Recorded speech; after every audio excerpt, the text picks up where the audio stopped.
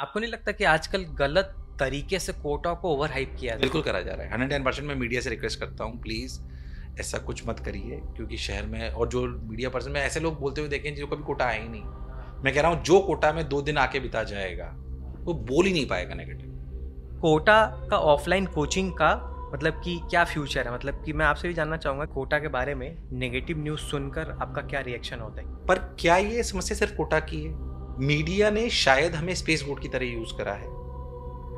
कोई भी अप्रिय घटना घटती है तो कोटा की न्यूज आती है, जबकि पूरे विश्व में और पूरे देश में सब जगह हो रही है। कोटा का नंबर आप देखेंगे जहाँ पर एक नैरेटिव बन जाता है, narrative plays a very very important role, तो कोटा के लिए नेगेटिव बनाया गया। वो बना, आई रियली डोंट नो क्यों ऐसा हुआ। कोचिंग शब्द को नेगेटिविटी से देखा जा रहा है। कोचिंग का मतलब back of the mind normal जनता के आता है, it is a failure of education system. That is why coaching has evolved. एक तो ये गलत विचारधारा है। आपका बच्चा किसी स्कूल में 9th में के लिए पढ़ने जाता है और शाम को उसी टीचर से ट्यूशन 9th की पढ़ने जाता है, ये गलत है। This is failure of education system. आपका बच्चा 9th में स्कूल में पढ़ने जाता है और शाम को किसी फुटबॉल अकेडमी को खेलने जाता है, ये फेलियर थोड़ी है। हम वही फुटबॉल अकेडमी जैसे लोग हैं, हम उसको कॉम्पिटिटिव एग्जामिनेशन की तैयारी करा रहे हैं। हमारे स्कूल से कॉम्पिटिशन ही नहीं है, क्योंकि लोगों में मन में होता है जैसे हमने सेंटर्स खोले, तो मैं आपको दावे से कह सकता हूँ, डेटा के साथ प्रूव कर सकता हूँ इस बात को, कि मोशन ने जहां सेंटर खोला है वहां से कोटा में आने वाले बच्चों की संख्या बढ़ी है, घटी नहीं है। अच्छा, हमारे यहाँ पे भी बढ़ी है। जाके हमने गाया तो कोटा को ही है। अब एनबी सर ने, मोशन ने फंडिंग क्यों नहीं ली अभी तक? मैं नहीं बोल रहा हूँ कि हम फंडिंग नहीं लेना चाहते हैं, हमारे पास बहुत सारे विकल्प हैं भी सही। और आप ऐसे देखेंगे तो कुछ इनडायरेक्ट तरीके से फंडिंग आई भी है। कैसे? फंडिंग की वजह से क्या एक्स्ट्रा ऑर्डिनरी एक्सपेंशन का प्रेशर होता है, वो हम पे नहीं है। कैसा है सर इस बार का फ्लो कोटा में? आप कैसे देख रहे अभी हैं? बहुत अच्छे बच्चे आ सही रहे हो हैं, बहुत अच्छे एडमिशन्स आ रहे हैं। मतलब पिछले साल से काफ़ी ज़्यादा बच्चे आ रहे हैं और वादा करते हैं उनसे इस मंच के माध्यम से कि अब मैं ऐसा चीज़ लेके आया हूँ जो आपसे आज तक किसी ने नहीं पूछी है। Most googled question about NV sir. लेकिन यहाँ पे आप देख सकते हैं NV sir net worth, NV sir कितना कमाते हैं। ये तो कंपनी की वैल्यूएशन तो बहुत कुछ लिखते हैं, बट कंपनी की वैल्यूएशन तो हमने कोई अनलॉक करी नहीं है। ऐसा कितना आता है? वैसे मेरी सैलरी आती है, बता दो सर, बता रहा हूँ। एनवी सर आईआईटी रैंक, मतलब कि ऑनलाइन को लेकर आपका क्या ओपिनियन है? रिसेंटली आपने भी कई सारे ऑनलाइन में भी इनिशिएटिव लिए। मेरे पास आपके लिए एक सरप्राइज़ है, आपको दिखाना चाहता हूँ, ठीक है? तो हेलो एवरीबॉडी, कैसे हो मेरे प्यारे भाइयों? तो फाइनली वो दिन आ गया और ये स्पेशल पॉडकास्ट का मैं काफ़ी टाइम से वेट कर रहा था। काफ़ी मैंने अभी पॉडकास्ट करे भी, आप लोगों ने देखे भी होंगे, पर ये पॉडकास्ट के लिए मैं परेशान था कि कब मुझे सर से टाइम मिलेगा, कब मुझे मौका मिलेगा। फाइनली ज़्यादा वेट नहीं करवाते, बिल्कुल सही आपने टाइटल और थंबनेल देखा है। आज आप सबके प्यारे, हमारे प्यारे रियल लाइफ जीतू भैया एनवी सर, उनके साथ पॉडकास्ट होने वाला है। तो आज हम बहुत सारी बातें करेंगे जो आपको पता नहीं है सर के बारे में। तो ज़्यादा वेट नहीं करवाते, आपको मिलवाते हैं सर से। Sir welcome to my channel. Thank you. पहले तो मैं काफ़ी इंतज़ार कर रहा था ये पॉडकास्ट के लिए कि कब सर से टाइम मिलेगा, क्योंकि आप भी क्लासेस वगैरह भी आपको लेना रहता है, बहुत सारी चीज़ें रहती है। एंड थैंक्स अ लॉट कि सर आपने टाइम निकाला इतने बिजी स्केड्यूल से इस पॉडकास्ट के लिए। और ऐसे तो हमने सर कई सारे वीडियोस बनाए हैं और बहुत सारे आपके बारे में हमने बातें भी करी है, बहुत सारी रीड भी डाली है तुमने। हाँ, तो आज का मेन एम यही है वीडियो बनाने का कि कोटा के जो लोग हैं वो आपसे सुनना चाहते हैं, ठीक है? आज के दिन में कोटा के जो लोग हैं उनको आपसे काफ़ी उम्मीदें हैं। मैं ऐसे जब लोकल लोगों से कनेक्ट होता हूँ तो लगभग सबका, चाहे वो एक ऑटो वाला हो या कोई भी हो, उनके मन में एक होता है कि यार मोशन इतना अच्छा कर रहा है, मोशन से आपसे काफ़ी लगाव है लोगों का, आपसे काफ़ी एक्सपेक्टेशंस है लोगों का। और आजकल आप देखेंगे तो एक चर्चा बहुत आम हो चुकी है शहर में कि कल क्या होगा, कल क्या होगा, कल कोटा का भविष्य क्या होगा, कल कोटा का फ्यूचर क्या होगा, कितने बच्चे आएंगे, क्या होगा। ऐसे बहुत सारे जो डाउट्स हैं ना, वो सब मैं लेके आया हूँ आपके पास। बिल्कुल। तो वो सब भी हम बात करते हुए चलेंगे ताकि जो लोकल लोग हैं वो भी हमसे कनेक्ट हो सके। और जैसे कि एडमिशन्स का टाइम वगैरह है, लोग और भी जानना चाहते हैं कोटा के बारे में कि बिल्कुल सही क्या बात क्या है। चीज़ें चल रही है यहाँ पे, उन सब के रिलेटेड भी हम बात करेंगे। तो सबसे पहले तो सर हम बेसिक्स से जानना चाहेंगे। ऐसे तो सर आपके लाइफ के बारे में बड़े बड़े प्लेटफॉर्म्स पे आपने बोला भी है, स्पीच भी दिया है, और वो सब चीज़ें पब्लिकली है भी। फिर भी मैं कोशिश करूंगा कि जितना हो सके जो चीज़ें कवर नहीं करी गई है वो मैं लोगों के पास ला सकूं। बिल्कुल, मैं प्रयास करूंगा कि आपको बातें भी बता पाऊं जो आपने नहीं सुनी हो। सबसे पहले एकदम बेसिक से सर मैं जानना चाहता हूँ कि एनवी सर कहाँ से बिलोंग करते मैं वैसे तो कोटा के पास में एक जगह है सांगोद, मेरा जन्म स्थान वहाँ पे था, पर मैं बहुत जल्दी यहाँ पे कोटा आ गए थे। मतलब फादर की पोस्टिंग थी, फादर इंजीनियर थे इसमें कोटा थर्मल पावर प्लांट में, तो यहीं शिफ्ट हो गए थे। तो मेरे को आप कोटा का ही बॉर्न एंड ब्रॉट अप मान सकते हैं। यहीं से पढ़ा, यहीं से पढ़ के आईआईटी चला गया। आईआईटी करने के बाद आईआईटी में ही पढ़ाने लग गया था, ये सब लोग जानते हैं। फर्स्ट ईयर से पढ़ाते पढ़ाते फिर फोर्थ ईयर जब कंप्लीट हुई तो कोटा आ गए और कोटा में आके पढ़ाना शुरुआत करी। बचपन में सर कोटा में आप यहाँ पे रहे हो, कोटा को आपने बचपन से देखा है, मतलब कि मुझे ऐसा लगता है कि आपने कोटा को एज ए स्टूडेंट, बिल्कुल, as a teacher, as a coaching founder, director, सब तरह से आपने कोटा को देखा है। बिल्कुल सही बात। तो हम वो स्टार्टिंग से जानना चाहेंगे, as a student NV sir के लिए कोटा कैसा था? खुशकिस्मत थे, सौभाग्यशाली थे, सही बताएं तो, क्योंकि आर्थिक दृष्टिकोण ऐसा नहीं था कि हम इतने बढ़िया शहर में जाके शायद मैं उस समय अफोर्ड करके पढ़ पाता हूँ। तो जो भी बच्चे मेरे यहाँ पे भी आते हैं, कोटा में आते हैं, उनसे कहता हूँ तुम सौभाग्यशाली, तुम्हें शायद एहसास नहीं है कि तुम आके पढ़ पा रहे हो। बहुत सारे लोगों का सपना होता है ऐसे शहर में आके पढ़ पाना, अच्छे एजुकेटर से पढ़ पाना। तो पहली बात, इस सौभाग्य की बात थी। कोटा शुरुआत से संघर्षशील रहा है, एजुकेटर्स यहाँ पे बहुत टॉप रहे हैं। मैं मानता हूँ इसको कि जैसे सिलिकॉन वैली मानते हैं ना अपन यूएस में कि कोई भी टेक डेवलपमेंट होना हो तो सिलिकॉन वैली में हो रहा होता है। मुझे लगता है पूरे विश्व की शिक्षा में, कॉम्पिटिटिव एग्जामिनेशन में अगर कोई इनोवेशन हो रहा होता है टॉप एजुकेटर्स द्वारा, तो वो कोटा शहर में हो रहा होता है। तो मैंने इसको हमेशा इवॉल्व होते हुए देखा। जैसे जब मैं पढ़ता था तो जो कोचिंग संस्थान में सिस्टम चलते थे, आज उससे जो कोटा में सिस्टम चला रहे हैं, जो हम लोग चला रहे हैं, वो उससे 100 गुना से भी ज़्यादा अच्छे हो चुके हैं। ये सच है, चाहे टेक के मामले में हो, कंटेंट के मामले में हो, केयर के मामले में हो, सर्विसेज के मामले में हो, 100 गुना ज़्यादा अच्छे हो गए। पर अब कोई मुझे गलत नहीं ले, फीस उतने गुना नहीं हुई है। नहीं, ये बात सही है, बिकॉज ऑफ कॉम्पिटिशन। हाँ। आप विश्वास नहीं करेंगे, मेरी फीस लगी थी जब मैं आज से 2003 की बात बता रहा हूँ आपको, तो ये शायद सब लोग जानते भी हैं। तो उस समय थोड़ी दिक्कत थी, तो फादर ने 2 रुपये सैकड़े पे ब्याज पे पैसे लेके मेरी फीस जमा करी थी। मुझे आज भी याद है, पर मुझे लगता है वो मेरी स्ट्रेंथ बनी। तो उस समय मेरी फीस जमा हुई थी 36,000, जब कोई जीएसटी नहीं लगा करता था। 36,000, आप सोचिए 2003 में, आज से 22 साल पहले। आज भी एवरेज फीस जो अगर ठीक ठाक पढ़ने वाला बच्चा है तो उसकी फीस 70, 80, 90 इसी के बीच में है। उसमें 18% जीएसटी भी है। और पहले कोई एयर कंडीशन क्लासरूम नहीं होते थे, कोई ऐप नहीं थी, कोई टेक नहीं था, इस तरह की कोई चीज़ नहीं थी, स्टडी मटेरियल कलर्ड भी नहीं था। आज की तारीख में सब कुछ बच्चों को मिल रहा है, but it is because of competition. तो कॉम्पिटिशन कई बार अपन ऐसा बोल सकते हैं स्टूडेंट्स के लिए फायदेमंद भी होता है। जाहिर सी बात है कि वो हम जैसे लोगों को, कोचिंग संस्थानों को, एजुकेटर को हमें बहुत टोस पे रखता है, बट वो अच्छा भी है, शिक्षा के लिए तो बहुत बेहतर है। तो सर बचपन में आपकी स्कूलिंग फिर कोचिंग कहाँ से हुई थी? मैं मोदी पब्लिक स्कूल करके एक स्कूल है दादाबाड़ी में, मेरा घर भी अभी वहीं पास में है, तो वहीं पे मोदी पब्लिक स्कूल में हुई। सेकंड में ही पापा ने वहाँ पे डाल दिया था। मैं और दीदी रोज़ आराम से पैदल जाते थे, तब हमारा घर जवाहर नगर पास में ही था। पैदल जाते थे आराम से और स्कूल पहुँच जाते थे, फिर शाम को आ जाते थे। बहुत अच्छा समय वहाँ पर कटा। फिर 11th-12th में जैसे सब जगह होता था कि कोचिंग करी, 12th में थोड़ा भटक गए, जैसे अमूमन बच्चे हो जाते हैं।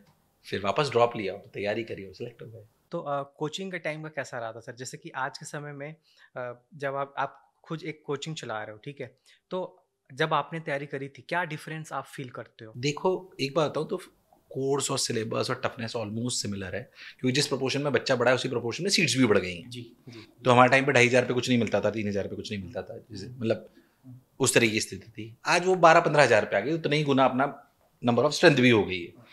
तो कंपटीशन लगभग थोड़ा बहुत आप ऊपर नीचे मान सकते हो, ऑलमोस्ट उतना ही, जितनी सीट्स बढ़ी उसी हिसाब से हो गया है। थोड़ा सा जो मुझे महसूस होता है कि बच्चे तब भी स्ट्रेस लेते थे, मेरे को भी एंजाइटी हुआ करती थी। अभी कोविड के बाद मैंने व्यक्तिगत रूप से देखा कि बच्चे जो हैं वो थोड़े से ज़्यादा ओवर पैम्पर्ड हैं।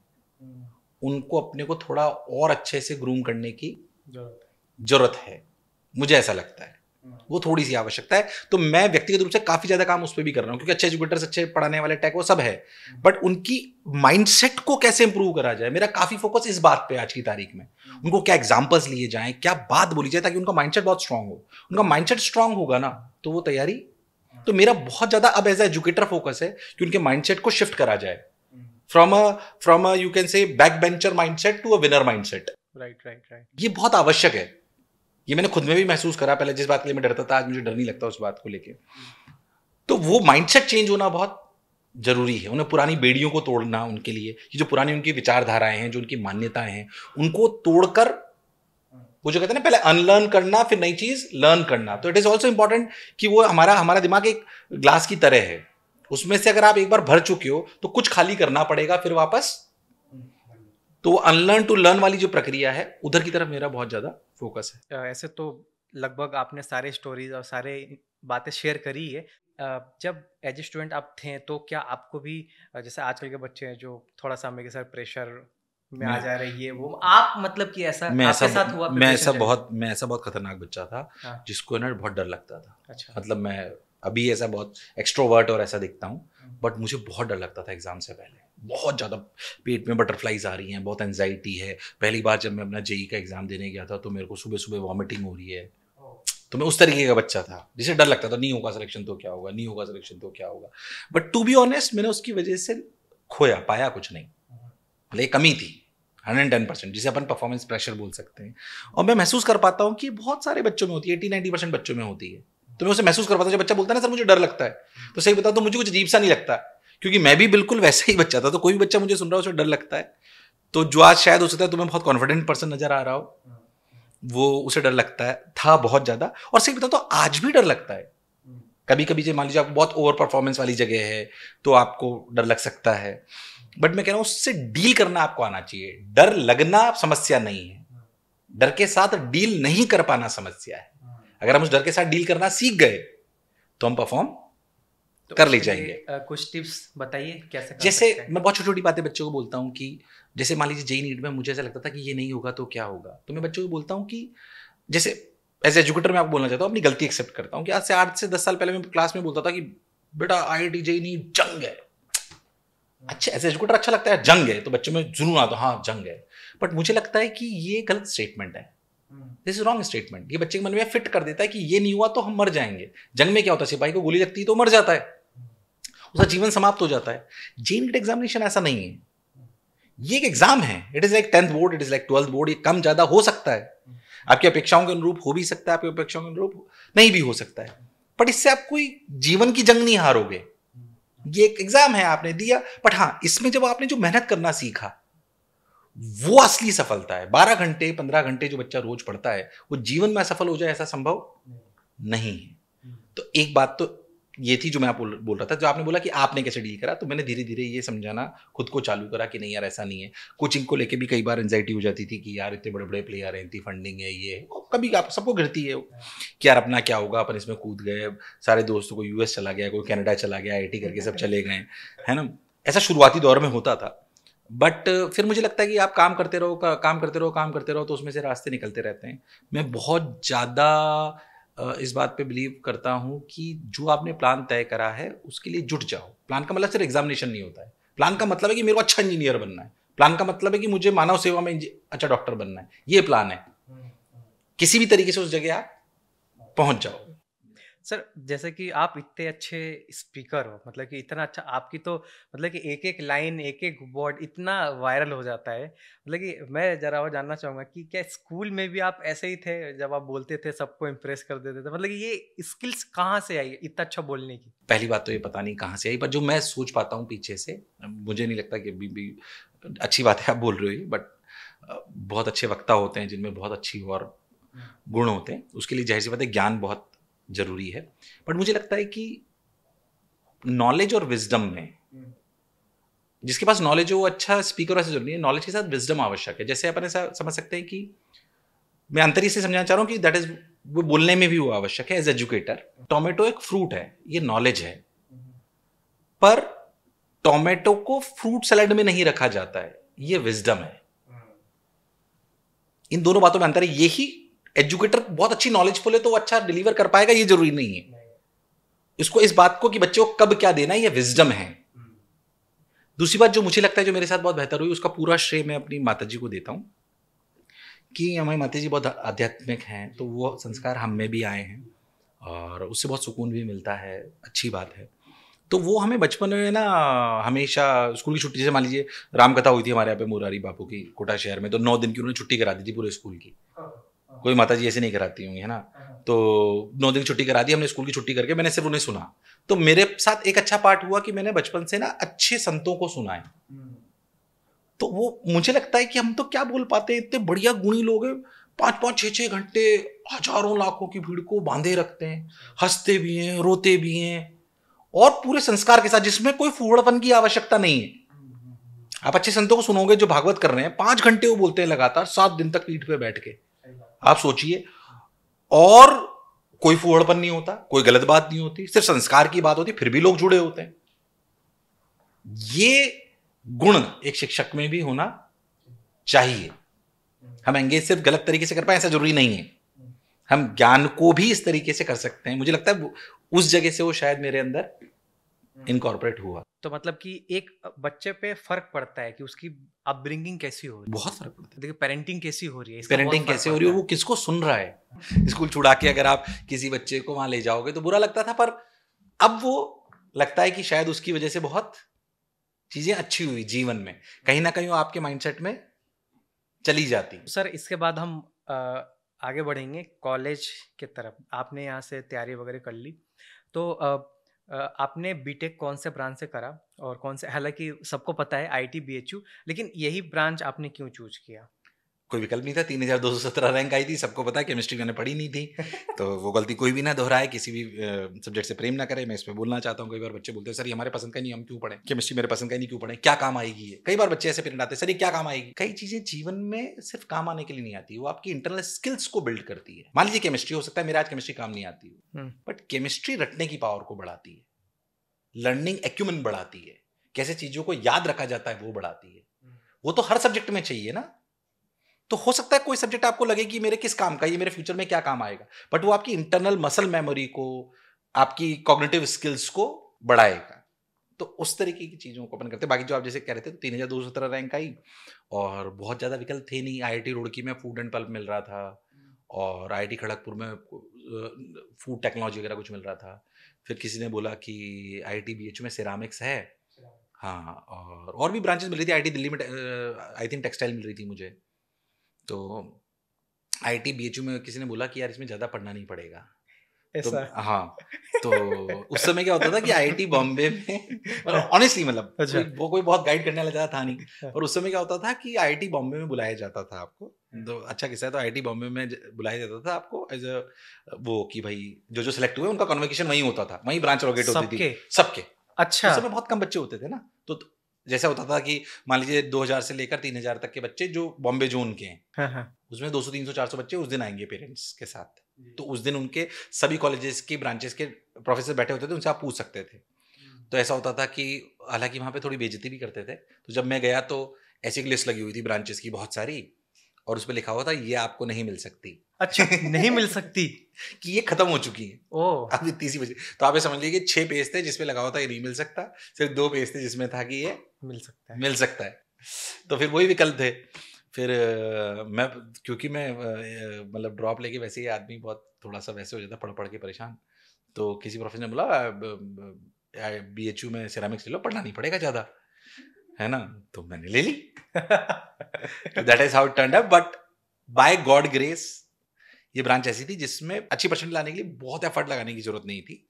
तो इस वजह से मैं अपनी टीचिंग में बहुत ज़्यादा एफर्ट लगा पाया। सर एक सवाल यहाँ से ये भी उठता है, जैसे कि कई सारे ऐसे बच्चे हैं ना जो परेशान होते हैं, अगर उनकी पीछे की रैंक आ जाती है तो वो सोचते हैं कि यार जाऊं ना जाऊं, क्या करूं, ड्रॉप लूं, इसमें बहुत इस लूप में फंस जाते हैं। हाँ। आपको क्या लगता है कि अगर पीछे कभी ब्रांच आए तो क्या आगे बढ़ना चाहिए आईआईटीज के लिए? नहीं, जैसे मान लीजिए आप 12th के साथ हो और आपकी रैंक मान लीजिए मेरी तरह, जो क्योंकि मैं तो 12th के बाद था तो मेरे को विकल्प था ही नहीं, मेरे को लेना ही था। तो हो सकता है कि अगर मैं 12th के साथ ही मेरी परफॉर्मेंस रही होती तो ड्रॉप लेने में भी कोई बुराई नहीं है। बट ये मैं कह रहा हूँ पेरेंट्स को निर्णय लेना चाहिए, बच्चे के अंदर से आवाज़ आनी चाहिए। अगर बच्चे को फोर्सफुली नहीं करना चाहिए, उसके मन से आवाज़ आ रही नहीं यार अपन एक बार और फोड़ेंगे, तो अपन प्रेशर में होकर इस काम को करें, कोई मतलब नहीं, वापस ले लीजिए। और ठीक ठाक ब्रांच मिल रही तो पहले साल आप जा सकते हो, क्योंकि 1 साल इंपॉर्टेंट तो होता ही है। सही बात है, राइट सर। फिर सर आप जब आईआईटी बीएचयू में थे तो सबको मालूम है कि आपने टीचिंग करियर अपना वहीं से स्टार्ट करा है, आईआईटी बीएचयू से ही। तो क्या रीज़न था सर टीचिंग करियर में, इस फील्ड में आने, ये फील्ड में क्यों आया, क्या लगता था आपको, क्या अच्छा लगता था मतलब आपको? जैसे जैसे मैं बार बार कहता हूँ कि फर्स्ट ईयर में मैंने, मतलब माता जी हमेशा कहती थी कि भाई फर्स्ट ईयर में सोच लेना जो भी बनना है। तो मैं उस कहानी को रिपीट नहीं करना चाहता हूँ दोबारा, बट हाँ, सोच लिया था कि कुछ ना कुछ तो बनना ही है। तो फर्स्ट ईयर में सोचा था या तो एस्ट्रोनॉट बनेंगे या टीचर बनेंगे। एस्ट्रोनॉट को लेके फैसिनेटिंग था क्योंकि फिजिक्स पसंद थी। एस्ट्रोनॉट वगैरह में थोड़ा पता करा तो लगा यार इसमें अगर 100% स्कॉलरशिप नहीं आई तो अपने को नहीं होगा, तो अपन अफोर्ड नहीं कर पाएंगे। तो और दूसरा मेरे को था यार पढ़ा के देखते हैं एक बार। मैं फैसिनेटेड था कोटा के टीचर से भी, मुझे बहुत फैसिनेट करते थे उस समय भी, है ना। फैसिनेट करने का कारण वही सम्मान हो गया, मजा आता था मुझे भी क्लासेस में। देख के गए थे माहौल यहाँ हाँ, से? माहौल देख के गए थे अध्यापकों का। तो मुझे लगा यार ये काम भी कर सकते हैं। तो फिर मैंने ट्राई करा। फर्स्ट ईयर की छुट्टियों में आया तब। फर्स्ट ईयर की छुट्टियों में आते ही मैंने सबसे पहले ट्राई करा। तो मेरे को किसी अध्यापक ने बोला था कि यार आप है ना पहले ट्राई करो, it is not about knowledge, it is about how you deliver the knowledge.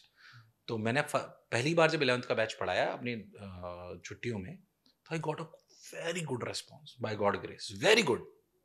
मतलब एवरीबडी वाज अमेज्ड कि यार ऐसा कैसे हुआ कि एकदम फ्रेशर आया वही फर्स्ट ईयर के बाद वाला। But I got really good response. फिर वो जब इतना रेस्पॉन्स आपको किसी चीज़ में मिल जाए तो आपको लगता है आपने सही जगह क्लिक बैट कर दी है। So that is how it started. फिर फर्स्ट ईयर, फिर वहाँ जाके वापस अपना पढ़ाना चालू करा। सेकेंड ईयर पढ़ाया एक 2-3 कोचिंगों में। बहुत दूर जाते थे पढ़ाने, बहुत मेहनत करी। 3,000 सैलरी मिलती थी, 5,000 का पेट्रोल ले जाता था। अच्छा। हाँ, ये आपने इंसिडेंट बताया भी था जब हाँ। IIT BHU में और ये रियलिटी में होता था, तो बहुत सेशन मेहनत जब करते था थे उस आपका। समय। बहुत हाँ, हाँ। जुनून था, मतलब अलग लेवल का। तो वो करा। फिर थर्ड ईयर में खुद की कोचिंग डाली कोटा पॉइंट के नाम से, 2 साल उसको चलाई अलॉन्ग विद कॉलेज। तो पापा की शर्त थी कि बीटेक विद ऑनर्स होनी चाहिए, जॉब लगनी चाहिए, फिर तुम ये टीचिंग का प्रोफेशन करना। तो सब हुआ। बीटेक विद ऑनर्स हुई, 2-3 जॉब भी लगी। I chose to be a teacher because I wanted to be a teacher. Okay. तो रीज़न यही रहा, आप प्लेसमेंट के लिए इसीलिए नहीं गए? नहीं, प्लेसमेंट हुआ, 4 जॉब लगी मेरी। पापा ने बोला था कि यार ऐसा नहीं हो कि बोले कि यार सुरेंद्र जी का लड़का तो जो इसलिए टीचर बन गया क्योंकि नौकरी नहीं लगी। तो मेरी जॉब लगी थी। I got 4 jobs in from my, मतलब प्लेसमेंट। कोटा फिर वापस से कैसे, मतलब कि वहाँ तो सब सही चल रहा था वहाँ ना? सब सही चल रहा था, वहाँ पे अर्निंग बहुत अच्छी थी तो कोटा कुछ में। ऐसी चीज़ें बताइए जो आपने नहीं बताया हो वहाँ का, जो एकदम कुछ नया हो, जो जब टीचिंग करियर के टाइम का वहाँ का IIT BHU का हो कुछ वैसा? एक्चुअली किसी शहर को हालांकि शायद बदनाम नहीं करना चाहिए, पर उस समय यूपी का माहौल बहुत ज़्यादा क्राइम टाइप का था। हाँ, तो हमने देखा कि वो अ, बम बना के फोड़ देते हैं। हाँ, एक बार मैं पहली बार गया तो वहाँ लड़ाई हो रही थी 2 गैंग के बीच में, और वो उसकी बॉटल्स नहीं होती अपने कोल्ड ड्रिंक की, हाँ। वो सर पे फोड़ रहे थे। अरे तेरी! मतलब literally I have seen that. हाँ, हाँ। राजस्थान में तो अपने घरों में डंडा भी नहीं रखते। हुँ। मैं एक शादी में गया तो वहाँ बंदूकें चल रही हैं। हाँ, हाँ, वो तो होता है, वो नॉर्मल है शायद। आप वहाँ यूपी से ही है ना? नहीं, बिहार से हूँ बिहार। पर तो मैंने ऐसा पहली बार ही है। देखा ना, तो मैंने कहा यार, आज वहाँ कोचिंग पे कोई आता था तो बंदूक ऐसे रख के पूछता। कई बार ऐसा हुआ, बंदूक ऐसे रख के पूछता था, हाँ भाई नितिन जी कितनी फीस है? मैंने कहा साहब कोई फीस नहीं है। हैं? अरे! That is what happened reality. तो बिकॉज ऑफ दैट मुझे लगा कि यार एक तो मेरा परिवार वहाँ नहीं है। पापा मम्मी भी ये बोलते थे कि यार तुम इतनी दूर हो, वहाँ हम कैसे ध्यान में रखेंगे। पर बहुत डिफिकल्ट डिसीजन था वो, क्योंकि मुझे लगा यार ये शहर, पता नहीं मेरे को यहाँ रहना चाहिए नहीं रहना चाहिए। एक तो मैं वहाँ की बिलोंगिंगनेस नहीं है। दूसरी बात, ये सब वहाँ देखा था मैंने, जबकि मेरी कोचिंग बहुत अच्छी चल रही थी, 700 बच्चे थे वहाँ पे उस समय उस समय, 700? फोर्थ ईयर में। वॉव! और आई अच्छा। Was earning really good amount of money. उससे 1/4 में मैंने कोटा ज्वाइन करा। तो इसीलिए मैं कई बार कॉलेज के बच्चों को बोलता हूँ कि शुरुआत में आप पैसा ना देखें, शुरुआत में आपको कहाँ काम अच्छा मिल रहा है, एनवायरनमेंट कहाँ अच्छा मिल रहा है, वो करना आवश्यक है। कई लोगों को ये बनावटी बात लगती है, पर मैंने करा और मुझे लगता है मेरे जीवन का one of the best decision था ये। तो अभी कैसा लगता है आपको यूपी? अभी IIT काफी BHU आप बदलाव गए हुआ थे, है। अभी कितना चेंजेस काफी है? बदलाव है, काफी बदलाव है। अभी सब मतलब सही? हाँ, सब्सटेंशियल चेंज है। अब सब आप मिस करते हैं कि अभी के समय में अगर मैं होता तो और नहीं, बट अपनी जगह आ गए कोटा, और कोटा मेरे हिसाब से शिक्षा के लिए काशी माना जाता है। हुँ, हुँ। तो काशी से निकल के शिक्षा की काशी आ गए। It is one of the same. Great. तो सर जैसे कि सब कोई जानते हैं कि आप जब यहाँ पे आए थे तो आके आपने बंसल ज्वाइन करा था, तो यही कोचिंग क्यों ज्वाइन करा? क्या यहाँ पे कोई रिक्रूटमेंट ड्राइव में आप हाँ, आए रिक्रूटमेंट थे? ड्राइव में था, तो मेरा फिटजी वगैरह में भी हुआ था तब। उन्होंने 3-4 राउंड ऑफ इंटरव्यू लिए थे। उन्होंने बहुत अच्छी सैलरी ऑफर करी थी उस समय मुझे। उससे 1/3 सैलरी मुझे बंसल में ऑफर हुई थी। पर कोटा था, बंसल का उस समय बहुत नाम था, बहुत अच्छे बच्चे वहाँ पे आते थे पढ़ने के लिए। तो मुझे लगता था कि शुरुआती दौर में मुझे बहुत अच्छे बच्चे पढ़ाने को मिलेंगे तो मेरा नॉलेज लेवल और अच्छा होगा, अच्छा वो होगा। लालच था मुझे। तो that is the only reason कि मेरे को लगा कि Kota is the best place. और कैसा रहा यहाँ पे आपका टीचिंग बहुत करियर? बढ़िया, अमेजिंग। मतलब मुझे जब शुरुआत में था, मुझे लगता था यार बनारस में पढ़ाते हैं, पता नहीं क्या होगा यहाँ पे कोटा में आके, अपन सर्वाइव भी कर पाएंगे नहीं कर पाएंगे, मन में डर रहता है। वहाँ तो अपनी छोटी सी जगह के राजा थे, कोचिंग के ओनर थे, यहाँ पे एक नॉर्मल एजुकेटर की तरह ज्वाइन किया, but I got really good response. तो मेरे पास आपके लिए एक सरप्राइज़ है। आपको दिखाना चाहता हूँ, ठीक है? और बाकी लोगों को भी मैं ये चीज़ दिखाऊँगा। आप ये फ़ोटो देखिए और ये पहचानिए कहाँ का फ़ोटो है ये।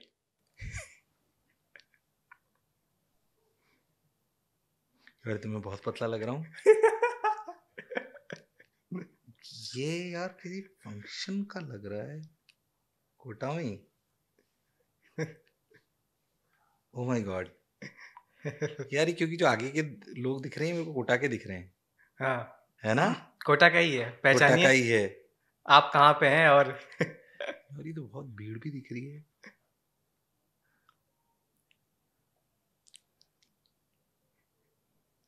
कोटा के कहीं का फंक्शन का ये, आई रियली डोंट नो कहाँ का है।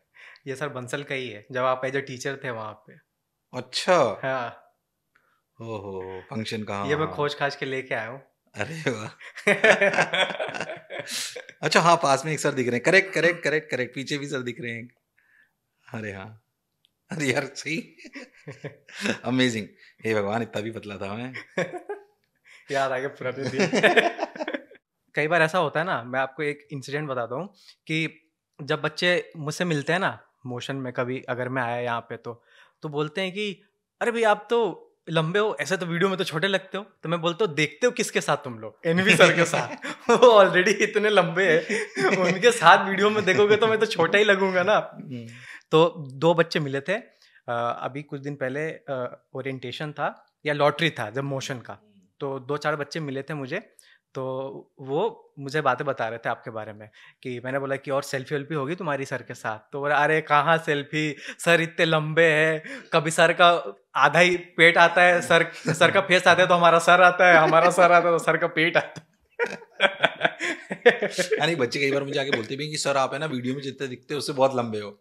कि आपने वो सारी स्टोरी बताई है कि क्या रीजन था, क्यों आपने छोड़ा, क्या है।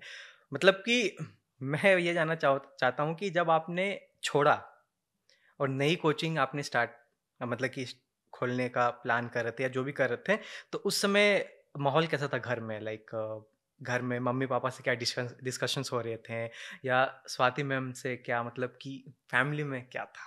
अब थोड़ा फैमिली में घुसेंगे हम, तो बहुत हो गया सीरियस मूड। तो मेरी स्वाति मैम को मैं जानता था, मेरी शादी नहीं हुई थी पर मैं जानता था, तो बातचीत तो होती थी। स्वाति मैम एक्साइटेड थी कि चलो ठीक है ट्राई करते हैं। पापा मेरे बहुत सपोर्टिव हैं कि जो तुम्हें करना है करो, इससे बेहतर टाइम कब होगा। तो मेरे फादर ने कभी, मतलब मुझे ऐसा लगता है कि फादर भी मेरे अपने जीवन में खुद का कुछ करना चाहते थे, एंटरप्रेन्योर बनना चाहते थे। तो पर because of some family conditions he has to do this regular job. तो वो सपना उन्होंने मेरे साथ जिया और पूरा साथ दिया, मतलब 110%। तो पापा एक्साइटेड थे, मतलब जितना मैं एक्साइटेड था उतना पापा भी एक्साइटेड थे। तो उसमें लगा नहीं कि यार, मतलब कि कैसे स्टार्ट करेंगे, क्या करेंगे, कोचिंग चलाना, एक टीच।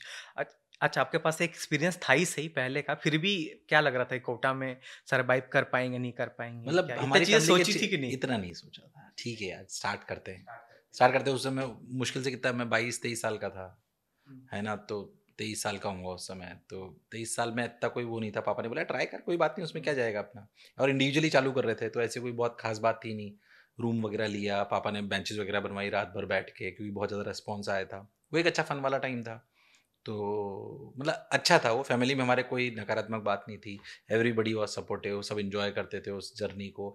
हमारी इस पूरी जर्नी को पूरे परिवार ने इन्जॉय करा है। स्वाति मैम शादी के, ये मैंने कभी नहीं बताया, स्वाति मैम शादी के पहले भी ऑफिस में आके बैठती थी। अच्छा। हाँ। अच्छा, एक बार अपन जब IIT BHU गए थे, तो आपने शायद बताया था कि मैम आपसे शायद कॉलेज भी आती थी मिलने के लिए, सच है? हाँ, हाँ, 2 बार आई थी। छुपा रुस्तम निकले आप तो। तो सर जरा मुझे बताइए, एक बार तो मैंने मैम के साथ करा था, पॉडकास्ट करा था, जिसमें मैंने सारी स्टोरी जानी थी, उनके साइड की जानी थी, आपके साइड की बाकी है। एक्चुअली मिले कब थे, एकदम सच सच बताना आप लोग पहली बार। नहीं, मिलने तो हम सेकंड से ही साथ पढ़े हुए हैं, स्कूलिंग सेम है क्लास से। पर 12th तक ऐसा कुछ भी नहीं था जैसा आप सोच रहे हो, 110% नहीं था, बल्कि 12th तक अगर कोई पूछ लेता कि क्या आप स्वाति से शादी करोगे, और वो उससे कोई पूछ लेता नितिन से शादी करोगे, सोच समझ के बोलना सब। हाँ हाँ, तो वो दोनों ही हम बोलते थे क्या दिमाग खराब है।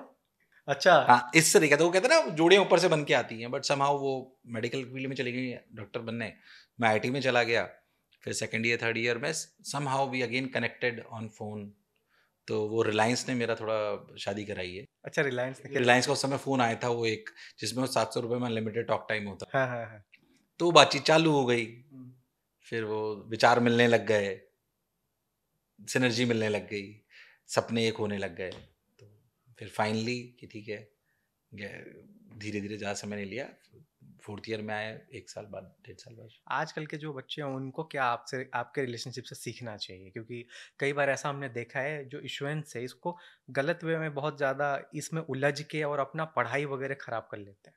मतलब मेरा ये कहना है कि आपको इन्फैचुएशन 10th से होना चालू हो सकता है, 11th से होना चालू हो सकता है, जब तक आपका करियर सेटल नहीं हो रहा है तब तक इन चीज़ों से दूर रहें। जाहिर सी बात है, बहुत ज़रूरी है, कहना आसान है, करना मुश्किल है, टीनेजर में बहुत बड़ी समस्या है, पर ये ज़रूरी है कि अभी हमारे लिए सही नहीं है। जब तक आप कॉलेजेस में अच्छी जगह पे नहीं पहुंच जाते, अच्छे मुकाम पे नहीं पहुंच जाते, तब तक निर्णय लेना सही भी नहीं है। ना तो आपकी उस भावना की कोई कदर होगी, मुझे लगता है कि हमारी भावना की भी कदर इसलिए होगी कि शायद हम एक डिसेंट लेवल पे पहुंच गए थे। रिलेशनशिप ऐसी बनाए जो आपके विचारों से मेल खाए और आपके लिए ताकत बने। मतलब I am blessed to to get such kind of parents, शायद ही किस्मत वालों को ही मिलता है, and to get a wife like Swati ma'am, है ना। अब इसमें कोई, मैं ज़्यादा इसलिए बोलता हूँ, हमारे हिंदू उसमें बोलते हैं कि नजर लग जाती है, बट हाँ ब्लेस्ड हैं, मतलब 100% अलाइनमेंट के साथ काम होता है। कोचिंग पे भी वो जो जो मेरे सपने हैं वो उनके पूरे सपने हैं, एक तरीके की बातें होती है, मतलब amazing. As a friend you will get your partner, that is the best thing. तो वो आप लोग कभी बैठते होंगे तो सोचते होंगे ना कि कहाँ से स्टार्ट किया और कहाँ तक पहुँच गए, ऐसा? हाँ, बहुत बातें करते हैं, बहुत सारी बातें हमारे पास, छुपाने को कुछ है नहीं, क्योंकि मेरा और उनका स्कूल साथ ही हुआ है, तो मेरी जितनी भी कारस्तानियाँ थी स्कूल में सब उनको पता है, मुझे कोई डर नहीं है कि जैसे कई मेरे दोस्त होते हैं ना, तो उनकी वाइफ से बोलते हैं यार स्कूल की बात मत बता देना। मेरे साथ वैसी सब कोई, सब पता है, सब पता है, बचपन से देख रहे हैं। हाँ बचपन से देख रहे हैं, तो वैसा कोई चैलेंज नहीं है। और बेस्ट पार्ट ये है कि स्वाति मैम ने जितने अच्छे से मेरे को निभाया है, उतने ही उससे भी बहुत ज़्यादा बेहतर तरीके से हमारे पूरे परिवार को भी जोड़ा है। इसमें कोई शक और संशय वाली बात नहीं है। मम्मी पापा की से मतलब everything, everything whatever you can से। नहीं, मैं भी जब कभी घर जाना होता है, आपसे कभी मिलना होता है या कभी अपने घर रिकॉर्ड करना रहता है, तो मैम हमेशा मतलब कि जाने के बाद एज अ फैमिली मतलब कि बहुत डाउन टू अर्थ होके कि खाना पानी सबके लिए हाँ, बहुत मतलब अच्छे से, मतलब वो कि वो हमारे, कभी फील नहीं होने देती हैं कि जैसे कि कई बार ऐसा होता है ना कि इतने बड़े लेवल पे जाने के बाद लोगों के अंदर थोड़ा सा वो आ जाता है कि यार क्यों एंटरटेन करे, लेकिन मैम बहुत ज़्यादा मतलब कि डाउन टू अर्थ हैं और वो एज अ फैमिली घुल मिल जाती है बहुत जल्दी। ये उनकी क्वालिटी है, बहुत अच्छी क्वालिटी है, किसी भी चीज़ की गांठ नहीं बांधती है। Best thing which I have learn from her is कि वो है ना, उनकी पावर ऑफ इग्नोरेंस बहुत अच्छी है, विच आई लर्न फ्रॉम हर, कि गांठ नहीं मानती, किसी ने कुछ कह दिया तो थोड़ी देर बुरा लगता है, फिर वो उसको लॉन्ग टर्म में नहीं ले जाती कैरी है, ऑन नहीं करती, कैरी ऑन नहीं करती है। हाँ। तो मैंने उनसे सीखी ये बात। मैं आज से 10-15 साल पहले मेरे को ऐसा लगता था कि अपन उसको कैरी ऑन कर देते, आई लर्न कि नहीं, this is the best thing जो उनमें है, उससे आपका जीवन बहुत अच्छा निकलता है, सबके लिए विचार बहुत अच्छे आते हैं, पॉजिटिव वाइब्स आती हैं। तो दैट इज, तो लड़ाइयाँ होती है कि नहीं दोनों के बीच में? थोड़ा बहुत तो होती हैं, उसमें ऐसी कोई खास बात नहीं है, पर ऐसी बहुत ज़्यादा नहीं होती टू बी ऑनेस्ट, है एक ना। बार मैंने मैम से पूछा था कि लड़ाई होती है तो सॉरी कौन बोलता है पहले? नहीं, वो तो मैं ही बोलता हूँ। वो जो विश्व के नियम है उसमें मैंने कोई छेड़छाड़ नहीं करी है। चलिए, बढ़िया है। अब वापस से अपन आते हैं। सर, कोचिंग स्टार्ट करके कभी रिग्रेट हुआ है या सब स्मूथ ही चलता गया है हमेशा जब से स्टार्ट करी है मोशन को आपने? मतलब टू बी ऑनेस्ट रिग्रेट तो कभी नहीं हुआ, है ना। हाँ, परेशान कभी कभी हो जाते हैं बहुत ज़्यादा, बहुत सारी तकलीफें, क्योंकि आप अ, कोई नॉर्मल लाइफ तो नहीं रहती है, इतनी बड़ी ऑर्गेनाइजेशन हो जाती है, तो उसके साथ लाइबिलिटीज़ भी बहुत ज़्यादा होती हैं। बीच में 2-4 साल बहुत टफ निकले फाइनेंशियल को लेके भी, हमने कोई फंडिंग नहीं ली है, तो लिक्विडिटी मैनेजमेंट हमेशा एक इशू रहता है, क्वालिटी मेंटेन करना, कॉम्पिटिटर्स में बने रहना, तो वो अपने आप में चैलेंजेस हैं, तो कभी कभी परेशानी होती है, ऐसा नहीं है कि नहीं होती, में पर रिग्रेट नहीं हुआ कि मैंने क्यों करा, ये तो नहीं है। मोशन ने और शिक्षा ने मुझे सबसे बेहतर चीज़ मान सम्मान आर्थिक दृष्टिकोण से संबलता वो सब तो दी है, बट साथ ही साथ जो सबसे बढ़िया चीज़ मुझे लगती है, जो भी आप व्यक्तित्व आज मेरा देख रहे हो, वो बिकॉज़ ऑफ मोशन है, रोज़ सीखने को मिलता है। आप एक नॉर्मल जॉब कर रहे हो तो शायद आपसे कोई इतने लोग नहीं इंटरैक्ट होंगे, इतने पेरेंट्स नहीं मिलेंगे, इतने बच्चे नहीं मिलेंगे। आज मैं खुद को थोड़ा पावरफुल महसूस करता हूँ, जो आइडिया आता है उसे एग्जीक्यूट करने के लिए टीम है, आपको सिखाने वाले लोग हैं, इतने इंटेलिजेंट लोग हैं टीम में, वो आपको रोज़ सिखाते हैं। नए-नए लोग आते हैं वेंडर के रूप में, किसी भी रूप में वो आपसे मिलते हैं, आपको बहुत सारा ज्ञान देते हैं।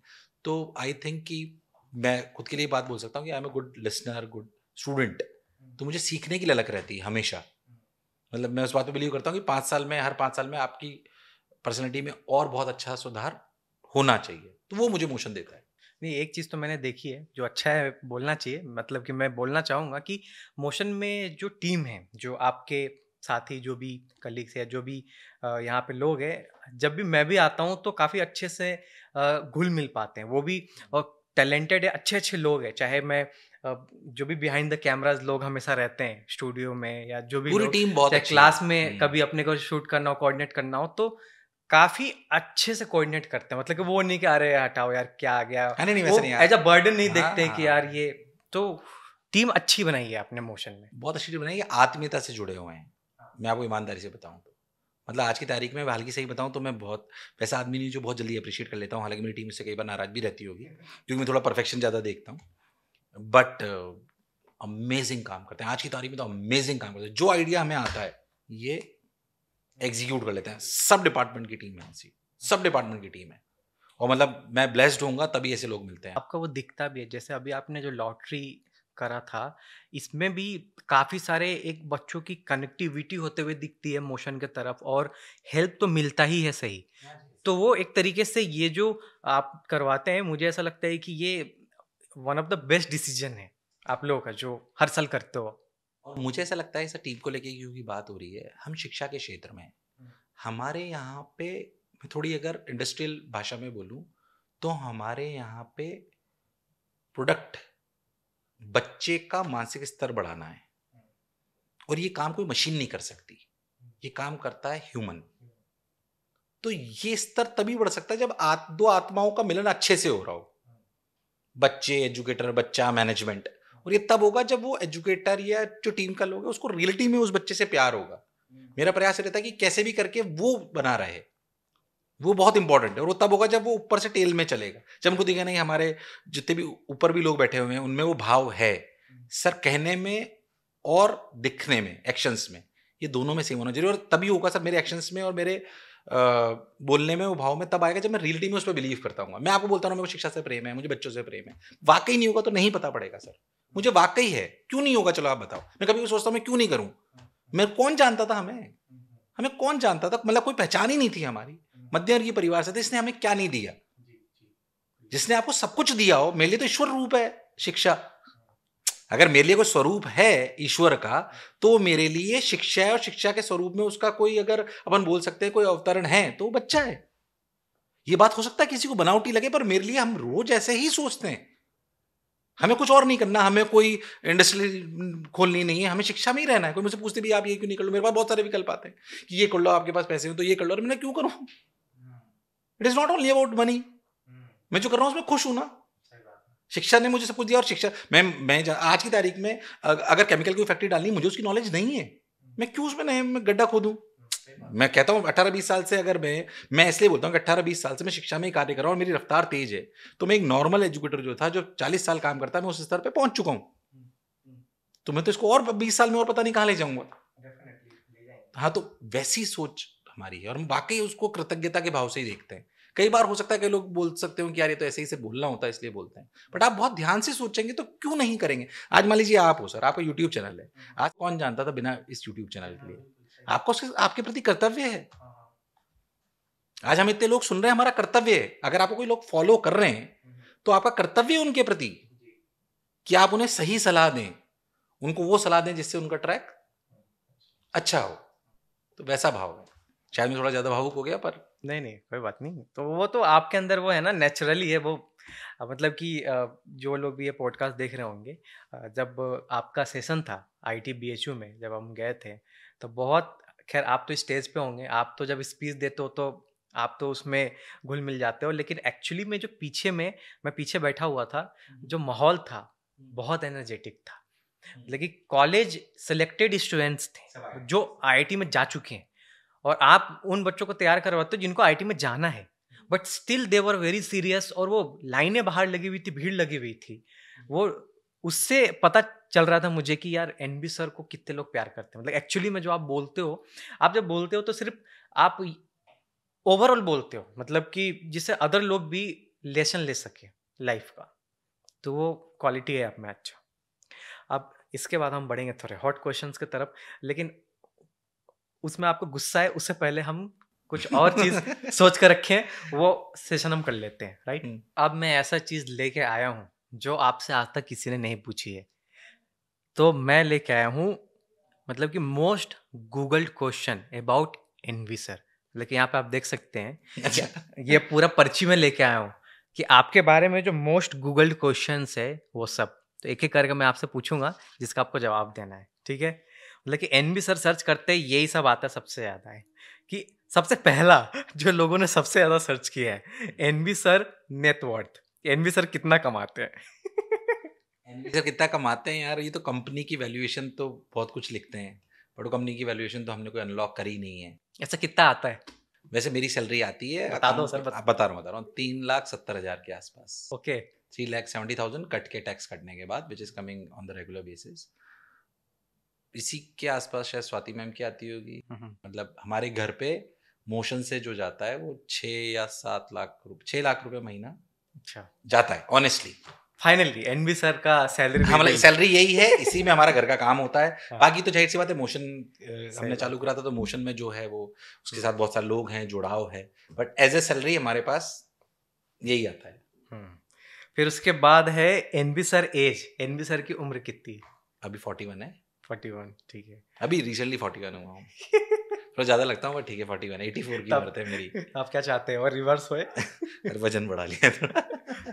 अच्छा, आप कभी सोचते हैं कि मेरा एज और कम होता तो बहुत कुछ और कर लिया होता लाइफ में? कभी ऐसा फील होता है कि और पहले स्टार्ट करना चाहिए था, या नहीं, मतलब पहले कि तो मैंने काफी स्टार्ट कर लिया था, वो मेरे को चैलेंज नहीं, बट हाँ एज तो 41, कोई अभी तो बहुत 25 साल और काम कर सकते हैं बहुत आसानी से। तो अब मुझे लगता है कि जो मेरे मन में विचार आता है मैं बताता हूँ कि लास्ट 20 ईयर्स में जो मैंने काम करा, मुझे ऐसा लगता है कि मैं उसे और स्ट्रक्चर कर सकता हूँ। अब और जो जो गलतियां पहले मैंने करी कि प्रायोरिटी लिस्ट नहीं बनाई, शिक्षा को और कैसे अच्छा करना है, तो कई बार ऐसी जगह टाइम खराब कर दिया जो जरूरत नहीं थी। क्योंकि आपका वो जो बोलते हैं 80-20 रूल, परेटो प्रिंसिपल जो है वो काम करता है। अपन कई बार क्या ऐसी प्रायोरिटी लिस्ट बनाते हैं जिसका कोई यूज नहीं होता। Right right. तो मुझे लगता है कि अगले 20 साल में जो पिछले 20 साल में करा उससे 3 गुना काम ज्यादा कर सकता हूँ, ऐसा मुझे व्यक्तिगत रूप से लगता है। इम्पैक्ट वाला काम, मान ली 20 साल में जो मैं इम्पैक्ट लाया मोशन में, खुद में या शिक्षा में, उससे अगले 20 साल में मैं 3 से 4 गुना ज्यादा इम्पैक्ट ला सकता हूं, क्योंकि अब मेरे को बहुत अनुभव है इन 20 सालों की गलतियों का, इन 20 सालों के एक्सपीरियंस का। तो वैसे वैसे वाली बात। Right sir.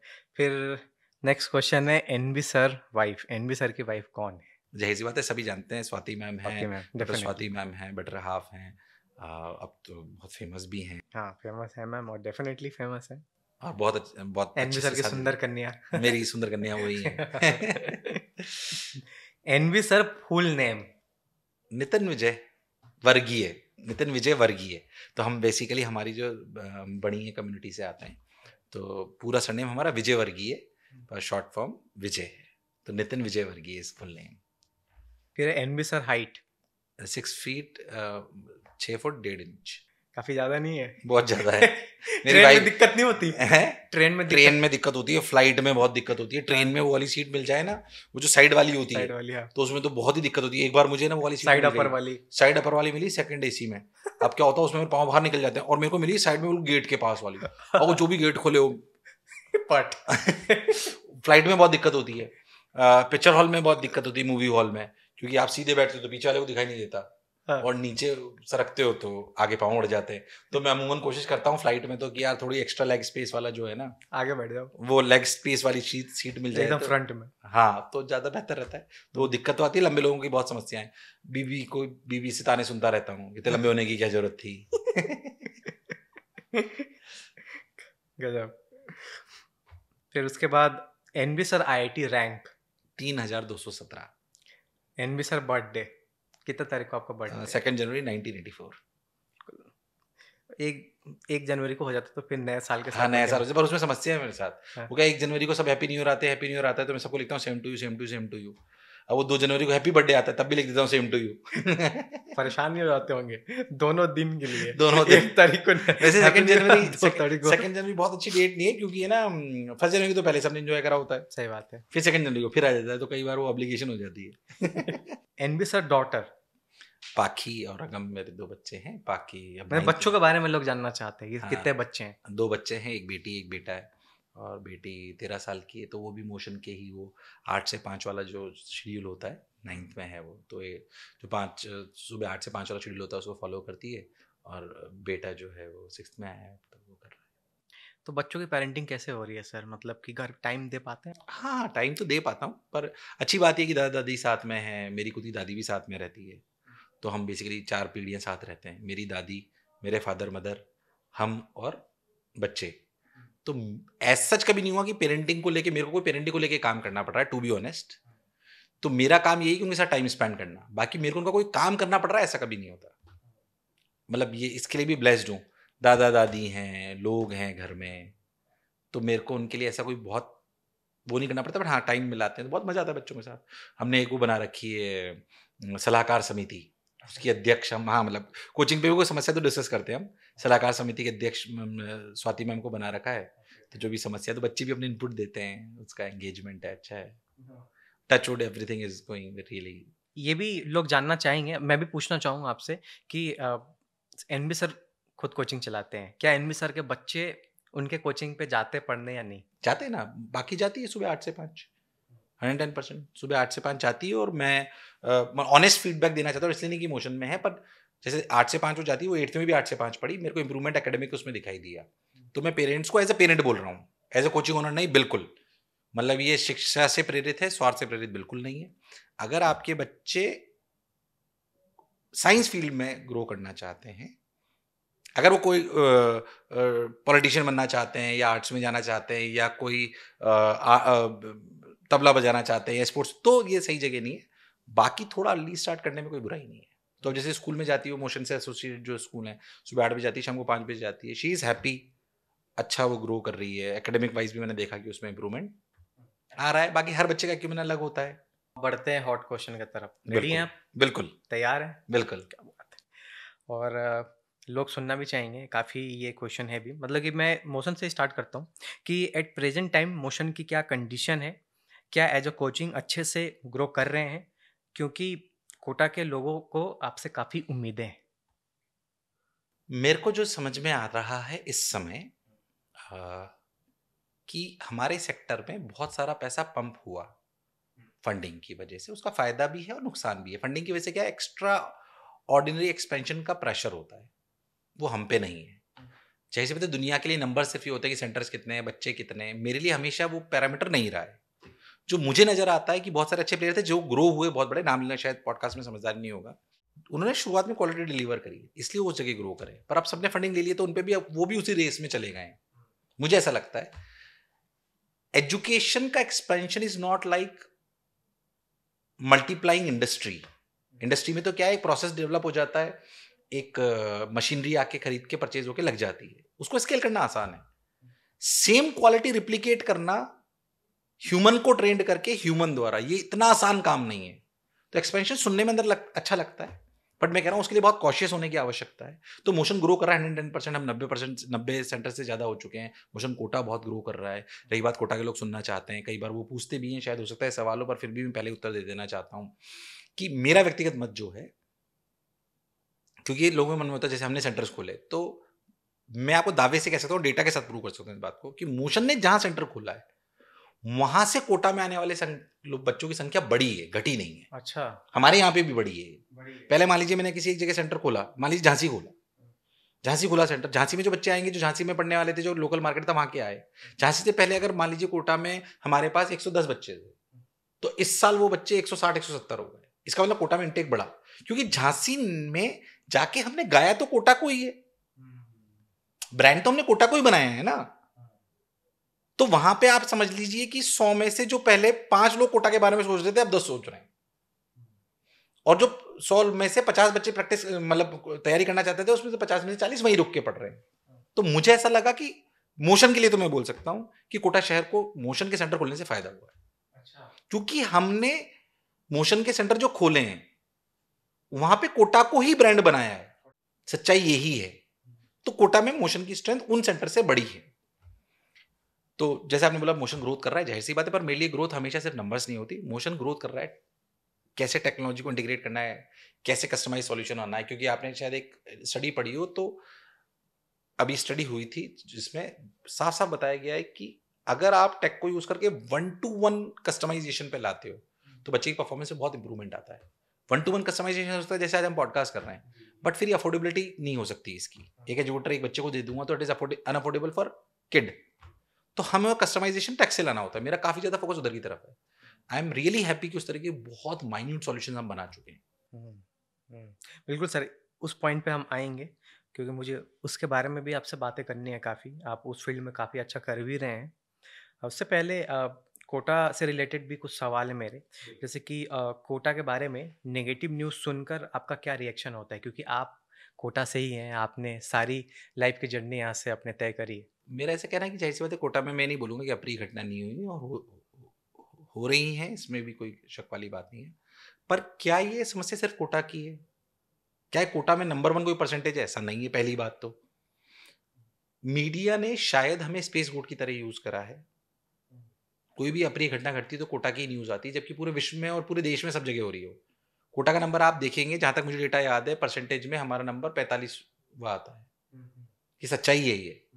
तो पर पता नहीं क्यों ऐसा हो रहा है, पर एक नैरेटिव बन जाता है। Narrative plays a very very important role. तो कोटा के लिए नेगेटिव बनाया गया, वो बना। आई रियली डोंट नो क्यों ऐसा हुआ, उसके पीछे कारण भी मुझे बहुत आइडिया नहीं है। पर इसके लिए कोटा के एकजुट होने की आवश्यकता है। कोटा के लोगों से भी मैं कहना चाहता हूँ कि मैं तो ये कहता हूँ कि पहली बात तो शहर का प्रारूप ऐसा बनाए कि ऐसी एक भी एक अप्रिय घटना हमारे यहाँ ना हो। इसलिए मेंटल हेल्थ पे काम करने की और आवश्यकता है बच्चों को, और मॉनिटरिंग करने की जरूरत है। हमेशा सिर्फ पैम्परिंग से बात नहीं बनती है। आपको नहीं लगता इन सब चीज़ों से कोचिंगों के ऊपर प्रेशर पड़ जाता होगा एकदम से कि बिल्कुल यार, पड़ जाता है। क्योंकि ऑलरेडी कोटा कोचिंग्स आज इतने सालों से कोटा में कोचिंग चल रही है, तो ऑलरेडी कोटा कोचिंग्स कर रही हैं चीज़ें, बहुत सारी पहले चीजें से। कर रही है। हाँ, बहुत सारी चीजें कर रही है, 110% और कर रही ऐसे है। घटना और न्यूज आने के बाद एकदम से प्रेशर आ जाता होगा कि यार और करो या हाँ, तो इससे। एडमिनिस्ट्रेशन का आ जाता है कई बार। पर अब ऐसा होता है कि कई बार जैसे पेरेंट्स साथ में रह रहे हैं, उसमें हमारा कोई बहुत रोल नहीं है। अब जैसे आप ये मान के चलिए कि बच्चे की मॉनिटरिंग जो अटेंडेंस को लेके वो बहुत इंपॉर्टेंट है, तो हमने बहुत अच्छा उसको कर दिया है। अटेंडेंस मतलब बच्चा एब्सेंट है तो तुरंत उस तक इन्फॉर्मेशन पहुंचना, फोन होना, उसको हॉस्टल तक पहुंचना कि कौन बच्चा आ रहा है कौन नहीं आ रहा है। इससे काफी सारी समस्याएं दूर हो जाती है। पर ये एक थोड़ा सा कोटा का इशू नहीं है, ये टीन एज का विश्वव्यापी इशू है। इसको एड्रेस मेंटल हेल्थ से होना चाहिए। हमें देखना पड़ेगा कि क्या बच्चे को, जैसे मैं थोड़ी मेरी विचारधारा हो सकता है टफ लगे, हो सकता है इसको लेके आपके पास नेगेटिव कमेंट भी आए, बट मैं विचारधारा रख देता हूं अपनी। बच्चे के स्ट्रेस को कम करने के लिए हमने उसका सिलेबस आसान कर दिया, 10th का, 12th का, 8th का। उसके नंबर आसानी से देने लग गए। इससे हमें फायदा नहीं हुआ, पैम्परिंग से फायदा नहीं होगा। जब वो रियल वर्ल्ड में आएगा तो स्ट्रेस तो आना है ना, आना ही है डेफिनेटली। अगर उसकी डोज, हम क्यों नहीं स्ट्रेस में आते थे? बचपन में पिटाई भी हो जाती थी। स्ट्रेस की थोड़ी थोड़ी डोज होनी चाहिए। 8 से मिलने लग गई, थोड़ी सी मिली ताकि वो झेल पाए। जब वो एकदम से मान लीजिए रियल वर्ल्ड को फेस करता है तो स्ट्रेस तो उतना ही है दुनिया में आज भी। स्ट्रेस मतलब वर्किंग प्रेशर आप बोल सकते हैं, या बहुत सारी चीजें और बोल सकते हैं, वो तो आज है दुनिया में, उसे थोड़ी हम कम कर सकते हैं। और वो प्रेशर नहीं है, वो जीवन का संघर्ष है जिससे हमें प्रेम करना आना चाहिए। वो संघर्ष आपने उसे कभी सिखाया नहीं। आप किसी भी प्राइवेट स्कूल में जाइए, आज मैं भी अपने अगम का जो स्कूल है वहां पे जाता हूं, तो मैम यही बोलती है कि हर बच्चे को यही बोलते हैं कि oh your kid is really bright. उसकी कमियां बताना भी आवश्यक है, मेरा ऐसा मानना है। हमने सिलेबस को बहुत रिड्यूस करके, उसको बहुत आसान करके फायदा नहीं करा। हमारी ताकत थी वो। मेरे हिसाब से मैं उसका बहुत पक्षधर नहीं हूं। खैर ये बहुत लंबा टॉपिक है, मैं साइकोलॉजिस्ट भी नहीं हूं। एक क्वेश्चन काफ़ी चर्चा में है, और ये क्वेश्चन खास करके जो कोटा के बाहर के लोग हैं ये बातें करते हैं कि कोटा का ऑफलाइन कोचिंग का मतलब कि क्या फ्यूचर है। मतलब कि मैं आपसे भी जानना चाहूँगा कि कोटा का ऑफलाइन कोचिंग में क्या फ्यूचर देखते हैं आप, कि कैसा होने वाला है ऑफलाइन कोचिंग का फ्यूचर। क्योंकि आपने भी सर काफ़ी कैंपसेस स्टार्ट करे रिसेंटली कोटा में, तो क्या आपका ओपिनियन है इस? मुझे व्यक्तिगत रूप से ऐसा लगता है कि कोटा में जैसे अभी अपन डिप देखते हैं, ऐसे पहले न्यूज़ आई थी बहुत पहले कि ये वाला एग्जाम बंद हो गया, चालू होगा, ऐसी न्यूज़ बहुत सारी आई हैं। कोटा जीता इसलिए नहीं है कि वो सिर्फ कोचिंग देता है। कोटा एक इकोसिस्टम है जिसने हमेशा संघर्ष करके मेहनत करी है। मैं कह रहा हूँ मेहनत करते रहना जरूरी है। ये ठीक है, एक समस्या है जो पार्टली आई, जो हमारा नैरेटिव गलत सेट हुआ, धीरे धीरे धुल जाएगा।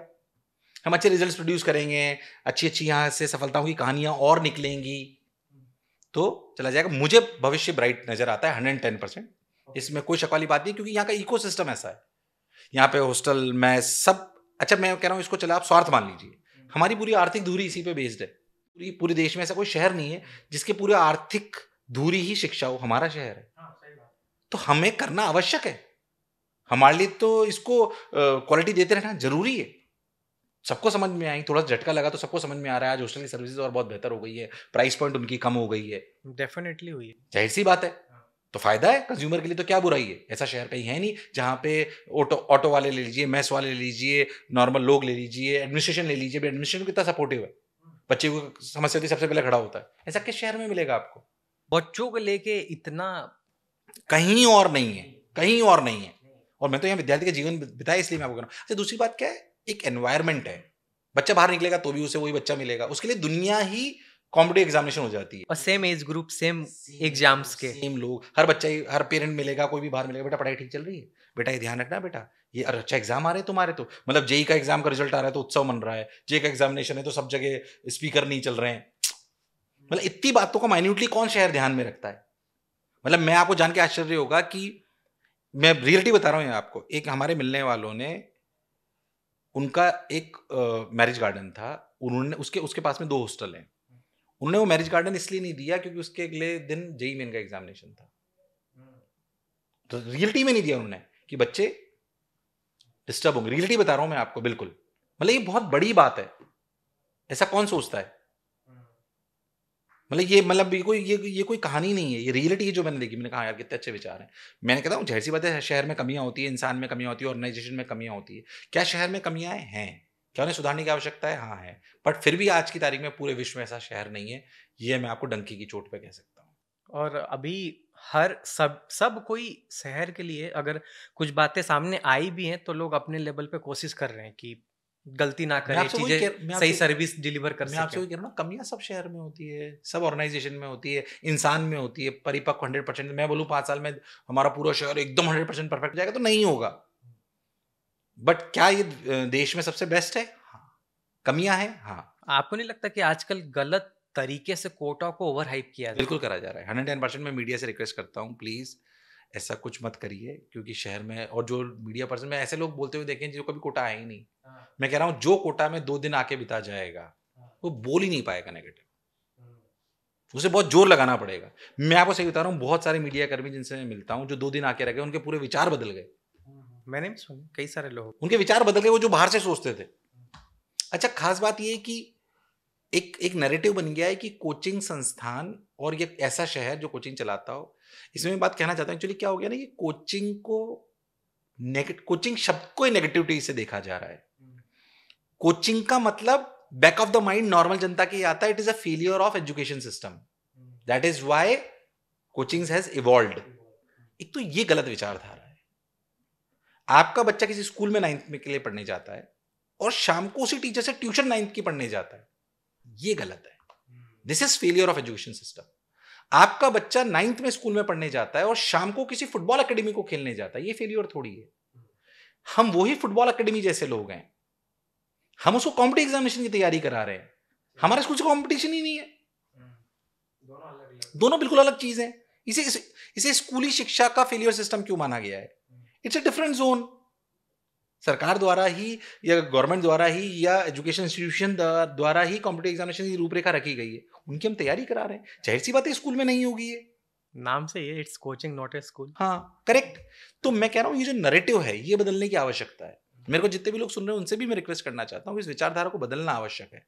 अच्छा, खास बात ये है कि कॉम्पिटिटिव एग्जामिनेशन तैयारी करने वाले बच्चे होते हैं इतने से, पूरी जनसंख्या इतनी, तो इतने से बच्चों के नैरेटिव से फर्क नहीं पड़ता, इतनों से फर्क पड़ जाता है। आज अगर इतने लोग सोचने लग जाएंगे, क्योंकि हम डेमोक्रेसी में रह रहे हैं, राइट, तो इतने लोग जो सोचेंगे ना वो सही है या गलत है, उसी के हिसाब से नियम बनेंगे। तो इनको स्क्वीज करा जा सकता है, ये समझने की आवश्यकता है, माइंडसेट शिफ्ट करने की आवश्यकता है, थोड़ा विचार करने की आवश्यकता है कि हम स्कूल के कॉम्पिटिटर नहीं है, हम उनका फेल्योर नहीं है, वो अलग प्रक्रिया है, हम अलग प्रक्रिया है। ऑनलाइन के ऊपर भी मैं आपसे बात करना चाहूँगा, अब उसके तरफ हम बढ़ते हैं कि ऑनलाइन एजुकेशन के ऊपर भी आप काफ़ी सारे बातें करते हैं, मतलब कि ऑनलाइन को लेकर आपका क्या ओपिनियन है? रिसेंटली आपने भी कई सारे ऑनलाइन में भी इनिशिएटिव लिए हैं, तो क्या आप कहना चाहेंगे ऑनलाइन को लेकर? क्या आपका विजन है, परसेप्शन क्या है? ऑनलाइन को लेके हमने लास्ट ईयर स्टार्ट करा था, उसको हमने बंद भी करा। हमारे साथ 40,000 बच्चे जुड़े थे, जिसमें हम 3-3, 4-4, 5-5 हज़ार बच्चे हमारी एक क्लास में लाइव पढ़ते थे। बहुत सारे प्लेटफॉर्म ऐसे भी हैं। वो अफोर्डेबिलिटी लाता है, बट मुझे नहीं लगता कि उससे रिजल्ट आता है। 4,000 बच्चे एक साथ लाइव पढ़ाने में रिजल्ट तो आता है, पर मतलब सॉरी, बच्चा तो आ जाता है, पर आधे से 90% बच्चे तो क्लास नहीं करते हैं, वो ऐसे देख रहे होते हैं। उन्हें सिर्फ भ्रम होता है कि हम तैयारी कर रहे हैं, पढ़ नहीं रहे होते। तो आपने कभी ऐसे क्लास सेशन लिए अपने? हाँ, लिए, ऐसे लिए थे हमने, पिछले साल चालू करा था, जिसमें 4-4 हज़ार बच्चे पढ़ रहे थे एक बैचेस में। तो क्या कमियां देखी आपने? बच्चा नहीं पढ़ता है, नोट्स नहीं बनाता है, बैठ के देखता रहता है, उसको रेगुलरिटी नहीं है। उसे एक्चुअली कोटा से रिजल्ट क्यों आ रहा है? रोज बच्चा क्लास में आ रहा है, क्लास छोड़ के जा नहीं सकता है, रोज होमवर्क कर रहा है, ये इससे रिजल्ट आता है। मैं ऑनलाइन के खिलाफ नहीं हूं, पर ये चीजें ऑनलाइन में लाने की आवश्यकता है। इसलिए जो हम अभी नए बैचेज लाए अनुशासन, उसमें 120 ही बच्चा है, वीडियो चालू रखना जरूरी है, नोट्स दिखाना जरूरी है, रोज होमवर्क करना जरूरी है। नहीं करेंगे हम, वीडियो फुल टाइम चालू रखना जरूरी है। क्योंकि क्लास में भी तो आपको देखते हैं ना, क्योंकि जब हमने ये पता होता है हमें टीचर देख सकता है, तो अलग टाइप का प्रेशर होता है पढ़ते रहने का, नोट्स लिखते रहने का, जो जरूरी है क्लास के लिए। कभी भी बंद करके आप क्लास छोड़ के जा थोड़ी सकते हो। सही बात है। ये जो क्लासरूम में कंस्ट्रेंट्स हैं, मुझे लगता है कि हमने कन्वीनियंस के नाम पे उसे ऑनलाइन में गायब कर दिया, बट वही कंस्ट्रेंट थी जो उसे फोकस रखती थी क्लास में पढ़ने के लिए।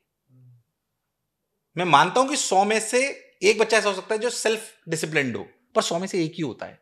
टीनेजर में 99 को ये सब चीजें जरूरी है। कंस्ट्रेंट होना जरूरी है, क्लास जाना जरूरी है, क्लास में बैठे रहना जरूरी है, टीचर की तरफ देखते रहना जरूरी है, बातें नहीं कर सकते। ये वो कंस्ट्रेंट थी जिसकी वजह से वो फोर्स होता था कि नहीं मुझे सुनना है। यही सारी कंस्ट्रेंट मुझे लगता है कि हमने कन्वीनियंस के नाम पे ऑनलाइन में गायब कर दी, but that becomes a, you can say कि बच्चे के लिए नुकसानदायक हो गई। तो मुझे लगता है ये सारी कंस्ट्रेंट वापस ऑनलाइन में आनी चाहिए। दैट इज वाई हमने अनुशासन में ये सब। तो आपने कुछ बैच साइज भी रखा है? सिर्फ 100 से 120 का बच्चा होता है, 2 टीवी लगी होती है, टीचर को सारे दिखाई देते हैं। मैंने खुद ने भी क्लासेस ली है उसमें। उसको हाँ ना बोलना आवश्यक है। बच्चा बोलता नहीं है तो वो क्या है, रिवर्बरेट नहीं होती है, टीचर को भी अंतु नहीं आता है और बच्चा भी सोने लगता है, तो उसे बोलना जरूरी है। हम टीचर्स को गाइडलाइन लगा दी हमने हमारे स्टूडियोज में कि ये कराना है आपको, इट इज इंपॉर्टेंट। कुछ लोगों को हो सकता है कि ज्यादा अनुशासन लगे, पर जरूरी है। क्लासरूम से रिजल्ट इसीलिए आता है। मुझे लगा बच्चे तो मेरे पास बहुत सारे आ रहे हैं, अगर इस साल मैं उसको नहीं बंद करता तो आराम से हमारे पास ऑनलाइन में 1,00,000-1,50,000 बच्चा हो जाता बिना किसी दिक्कत के। मैं वो ईमानदारी से कह रहा हूँ। हाँ, इसमें बस एक नुकसान है कि भाई उतनी अफोर्डेबिलिटी नहीं आ सकती। I agree to this point, पर मैं कहता हूँ 10,000 बच्चों की लाइव क्लास में पढ़ने से बेहतर है। मोशन ने एक कोर्स ला रखा है अमृत का, जो 2,500 रुपए में ही है, तो आप इससे बेहतर है तो आप रिकॉर्डेड लेक्चर देख लो, उसमें ज्यादा, उसमें भी तो अनुशासन ही रखना है, उसमें तो फालतू की एडिटिंग भी गायब हो जाती है। 10,000, 8,000, 5,000 बच्चे की लाइव को देखने का कोई पॉइंट नहीं है, मुझे जो समझ में आता है। उससे रिजल्ट तो नहीं आ रहा है, उसमें उनका रिजल्ट आ रहा है जो खुद ही बहुत डिसिप्लिन है। अब 10,000 में से 5-10-20 बच्चे तो ऐसे होंगे जो सेल्फ डिसिप्लिन है, पर वो और डिसिप्लिन हो सकते थे अगर वो रिकॉर्डेड लेक्चर ले लेते। एक सवाल मेरे को ये भी पूछना था आपसे, रेजिडेंशियल कैंपस जो आप लेके आए थे, हमने कवर भी करा था, जो ध्रुव कैंपस था, उस समय तो हमने कैंपस शुरू करा था, पर मैं जानना चाहूँगा कि रेजिडेंशियल कैंपस के पीछे आपका क्या रीजन था? मतलब कि ये कॉन्सेप्ट आपने जो भी लाए ध्रुव, ये क्या है और क्यों लाया, और इससे कितना फ़ायदा है बच्चों का? क्योंकि कई बार ऐसे होता है ना सर, बच्चे आते हैं तो वो पूछते हैं कि ऑफलाइन के लिए ही प्योर जाएं, रेजिडेंशियल जाएं, भाई क्या देखिए, करें? रेजिडेंशियल कैंपस हाँ। का मतलब सिर्फ ये नहीं कि हमने अच्छा खाना दे दिया और रहना दे दिया, वो तो हमें देना है, वो बेसिक चीज़ है, हॉस्टल भी देते हैं। हमारे रेजिडेंशियल कैंपस में हमने क्या थोड़ी मॉनिटरिंग ज़्यादा रखी है, जैसे डाउट काउंटर्स उनके वहीं पे लगा दिए हैं। डाउट काउंटर के लिए टीचर वहीं पे बैठेगा, उनके लिए कंप्यूटर लैब उनको वहाँ पे मुहैया करा रहे हैं ताकि उनको जो भी कोई देखना वो चीज़ें वहाँ देख सकें। थोड़ा अनुशासन ज़्यादा है, अगेन थोड़ा अनुशासन ज़्यादा होता है तो उससे फ़ायदा होता है। तो रेजिडेंशियल कैंपसेस का पर्पज़ वही है कि बच्चे की मॉनिटरिंग थोड़ी ज़्यादा स्ट्रांग कर पाएँ। क्योंकि आप ऐसा समझ लीजिए, ये जीवन की सच्चाई है कि आप कैमरे की नज़र में हैं, क्यों लिखा जाता है? ताकि आप बिल्कुल सही ट्रैक पे चलें। बच्चे को भी थोड़ा तो लगना चाहिए कि ये मॉनिटर उसे करा जा रहा है, उससे वो 99% बच्चा ट्रैक पे रहता है। इस साल तो हमने गर्ल्स के लिए भी ले आए हैं। तो पहली बार आप लेके आए? हाँ, गर्ल्स का पहली बार लेके आए। तो बॉयज़ में पहले हमारे कुछ महंगे कैंपस थे, तो इस बार हम थोड़ा अफोर्डेबल भी लेके आए हैं। पर जाहिर सी बात है, क्योंकि हमें डाउट काउंटर और बहुत सारी चीज़ें करनी होती है, तो थोड़ा सा स्लाइटली वो हमें 18% पूरी GST देनी होती है। बहुत सारे कंस्ट्रेंट्स होते हैं एज एजुकेशन इंस्टीट्यूशन, जो शायद हो सकता है हॉस्टल वाले स्किप कर सकते हों, पर हम नहीं कर सकते हैं। कैसा है सर इस बार का फ्लो? कोटा में आप कैसे देख रहे अभी हैं? बहुत एडमिशंस अच्छे बच्चे वगैरह आ सही रहे हो रहे हैं, बहुत अच्छे एडमिशन्स आ रहे हैं। मतलब पिछले साल से काफ़ी ज़्यादा बच्चे आ रहे हैं, और वादा करते हैं उनसे इस मंच के माध्यम से कि पूरी टीम और मैं व्यक्तिगत रूप से लगे रहेंगे कि उनके सिलेक्शन की तरफ उनको ले जाएं। थोड़े से हम मतलब मैं व्यक्तिगत रूप से और संस्थान आपको टफ बड़े भाई लग सकते हैं, बट आपकी तैयारी पूरी अच्छी रूप से कराएंगे। Right sir. तो फिर से हम हॉट क्वेश्चन की तरफ बढ़ेंगे, लेकिन उससे पहले एक रैपिड फायर राउंड हो जाए। ठीक है। उसके बाद एनबी सर का फेवरेट सब्जेक्ट फिजिक्स से पहले पर? मैथ्स। मैथ्स। अच्छा, 10th में एनबी सर के कितने मार्क्स आए थे? 78%। एक सवाल है, मतलब कि मैं फिर भी मैंने इसमें रखा है, पर आप फास्ट ही आंसर करना है इसमें, कि एग्जाम वाले दिन सुबह 4 बजे उठकर ऑनलाइन पढ़ने पर आपका क्या ओपिनियन है? करना चाहिए नहीं करना चाहिए? नहीं। नहीं? हाँ, जाहिर सी बात है, दिस इज रॉन्ग। सुबह 4 बजे उठा के आप उसकी पूरी एफिशिएंसी गायब कर देते हो। उसको जो जो उसका एफिशिएंसी वाला टाइम था वो आपने कंज्यूम कर लिया, सिर्फ इस भ्रम में कि इससे पेपर आ जाएगा। This is wrong, 100% wrong. मतलब ये हमारे स्वार्थ हित में अच्छा हो सकता है, पर बच्चे के हित में तो मुझे बिल्कुल नजर नहीं आता, बिल्कुल नहीं। And stop doing this. आजकल के दिन में क्या बच्चों के लिए स्पिरिचुअल नॉलेज होना जरूरी है, हाँ या ना? आपको क्या लगता है? मैं इसका उत्तर, अभी एक हमारे जैन मुनि आए थे हमारे संस्थान में, तो उन्हें बच्चे ने पूछा था उनसे, उसी का उत्तर मैं वापस देता हूँ जो जो संत ने दिया, मुझे अच्छा लगा उत्तर। बच्चे ने पूछा, सर कि मैं अध्यात्म और अध्ययन को कैसे मैनेज करूँ? तो उन्होंने बहुत बढ़िया बात बोली, बेटा अभी तुम्हारा अध्ययन ही तुम्हारे लिए अध्यात्म है। तो जो तुम अभी पढ़ रहे हो ना, ये भी अध्यात्म ही है, ये भी ईश्वर रूपी ही ज्ञान है। तो ज्ञान को ग्रहण करने की क्षमता को डेवलप करना भी अध्यात्म का एक पार्ट है। हमें, अगर हम हिंदी नहीं पढ़ पाते या हम वेदों का ज्ञान, हम वेदों को पढ़ने में हम सक्षम नहीं होते, तो वेद कैसे पढ़ पाते? उस प्रक्रिया को सीखना और खुद के विचारों को इतना बड़ा कर लेना कि हम उसको समझ पाएं, ये भी अध्यात्म का एक हिस्सा है। तो मुझे लगता है बच्चे जो भी पढ़ रहे हैं उनके लिए पूरी शिद्दत से अपने ज्ञान को ग्रहण करना भी अध्यात्म का ही रूप है। एक जो सवाल है वो अक्सर मैंने देखा है, बच्चों से आप पूछते रहते हो कि अरे नहा के आए कि नहीं नहा के आए, ठीक है? तो नहा के कोचिंग आना चाहिए, हाँ या नहीं? नहीं, मतलब उनकी चॉइस है। मैं भी बहुत दिन तक नहीं नहाता था, तो अब तो मैं रोज नहाने लगा हूँ। बट हाँ, ये मेरा सीक्रेट है कि मैं अभी भी 3-4 साल से मैं रोज नहाने लगा हूँ। बाकी मैं थोड़ा कम नहाता था। तो मतलब ठीक है, आपकी इंडिविजुअल चॉइस है। हालांकि पेरेंट्स को बुरा लग सकता है कईयों को। मेरी माता जी मेरे से बहुत नाराज रहती थी। सर्दियों में यार क्या रोज नहाने का मतलब है। सही बात है। As a NEET and JEE parents का कोटा कंसीडर करना चाहिए? बिल्कुल करना चाहिए, 110% करना चाहिए। अगर आप अफोर्ड कर सकते हैं तो बिल्कुल आना चाहिए। अपने आप में एक अलग टाइप का शहर है जहाँ पूरा इकोसिस्टम मिलता है, और ऐसी वाइब्स आपको कहीं किसी और शहर में मिले ये पॉसिबल नहीं है। बट फिर भी नहीं कर पा रहे हैं तो कोटा की पेडागोजी को फॉलो करिए, वो अनुशासन को यहाँ से जानिए, और अगर आ सकते हैं तो आइए। तो ऐसे तो मैंने रैपिड फायर राउंड लिख रखे थे, लेकिन मुझे मालूम था कि ये इलेबोरेट ही हो जाएगा सर के साथ, वो शॉर्ट में हो नहीं पाएगा। तो अब हम बढ़ते सर वापस से अपने थोड़े से और फायरी राउंड में, जहाँ पे और गुस्सैला क्वेश्चन आपसे पूछेंगे कि आप नाराज़ हो जाए। और अभी रिसेंटली आपने जो लॉटरी का अनाउंसमेंट था, और जिस दिन लॉटरी के बारे में आप बता भी रहे थे, और जिस दिन रिजल्ट्स भी आ रहे थे, दोनों वाले दिन टीचर्स की लॉन्चिंग थी और बहुत सारे सरप्राइजेस वगैरह रिवील हुए। तो ये जो टीचर्स आपने लॉन्च करे, या पहले भी जो हमने टीचर्स देखे हैं मोशन पे, मतलब कि दे आर वेरी सीनियर, तो इनको अपने साथ कैसे लेके आप चल पाता? मतलब कि ऐसा नहीं लगता कि यार ये तो ऐसे टीचर्स हैं जो एक समय में, या कुछ मेरे सुनने में आया कि कुछ टीचर से आप पढ़ भी चुके हैं, हाँ, दीपक वो जोशी सर। टीचर मोशन पे आज जॉब कर रहे हैं, तो उनको साथ में लेकर चलना, आपको नहीं लगता कि ये काफी भारी भरकम टीचर है, कैसे साथ में लेकर चल पाऊंगा, कभी छोड़ ना दे, ट्रस्ट इशू ऐसे कुछ?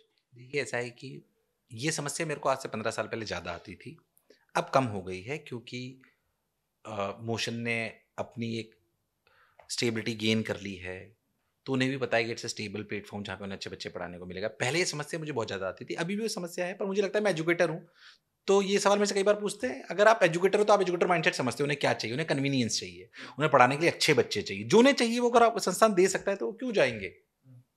और मैं नहीं कह रहा हूँ कि मोशन से लोग गए नहीं है, बट कभी भी मेरे को एक भी टीचर बैक स्टेप करके नहीं गया है अभी तक, टचवुड, क्योंकि उन्हें पता है कि यार एनवी सर और मोशन कोई गलत काम तो निकल नहीं रहा। आप किसी की एस्पिरेशन कुछ अलग हो सकती है, फाइन यार, वो भी अच्छे एजुकेटर है, हमारे पास अच्छे एजुकेटर होने चाहिए। हमारा धर्म है बच्चों को टॉप एजुकेटर, अच्छे एजुकेटर देना जिनको अनुभव हो, ये हमारा धर्म है।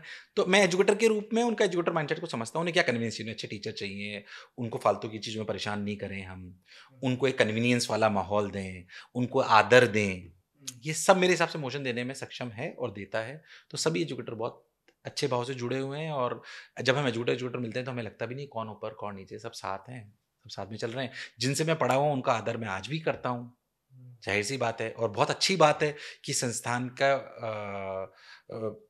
फाउंडर होने के नाते वो मेरा सम्मान करते हैं, तो मैं उनका गुरु के रूप में सम्मान करता हूँ, वो मेरा सम्मान एक शिक्षण संस्थान चलाने वाले व्यक्ति के रूप में करते हैं। तो इतना अच्छी ट्यूनिंग अगर है तो इससे बेहतर और क्या हो सकता है। मतलब कि कभी ऐसा सोचा था कि इस लेवल तक मैं आ जाऊंगा, कि मतलब कि जिनसे पढ़ा या जिनको आपने सामने देखा, साथ मिलके चले, मतलब एक ऐसा प्राउड फील होता है, मतलब कि कैसा प्राउड तो मैं नहीं बोलूँगा, शायद गलत शब्द है, मुझे लगता है हाँ सौभाग्यशाली महसूस करते हैं। जाहिर सी बात है कि आप उनके साथ कार्य कर सकें जिनसे आप कभी पढ़े हैं, और या जिनको आपने देखा है वो आपके साथ कंधे से कंधा मिला के कार्य कर रहे हो, तो इससे बड़े सौभाग्य की बात कुछ नहीं। खुद को ब्लेस्ड महसूस करते हैं, रोज ईश्वर का धन्यवाद देते हैं कि यार ऐसे अपने को मौका मिले, और साथ ही साथ मन में ये भी सोचते हैं कि यार ऐसी कोई गलती नहीं हो जिससे हम उनको हर्ट कर पाएँ, अपनी बात उनको, हम कोई भी नए प्रोसेस ला रहे हैं, सिस्टम ला रहे हैं, तो मैं उसको इम्प्लीमेंट नहीं करना चाहता हूँ एजुकेटर पे।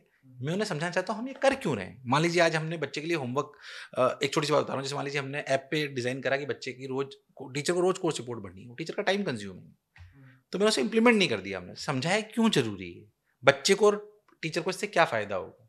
जब वो अध्यापक समझ जाता है ना, तो फिर उसे वो बहुत अच्छे से।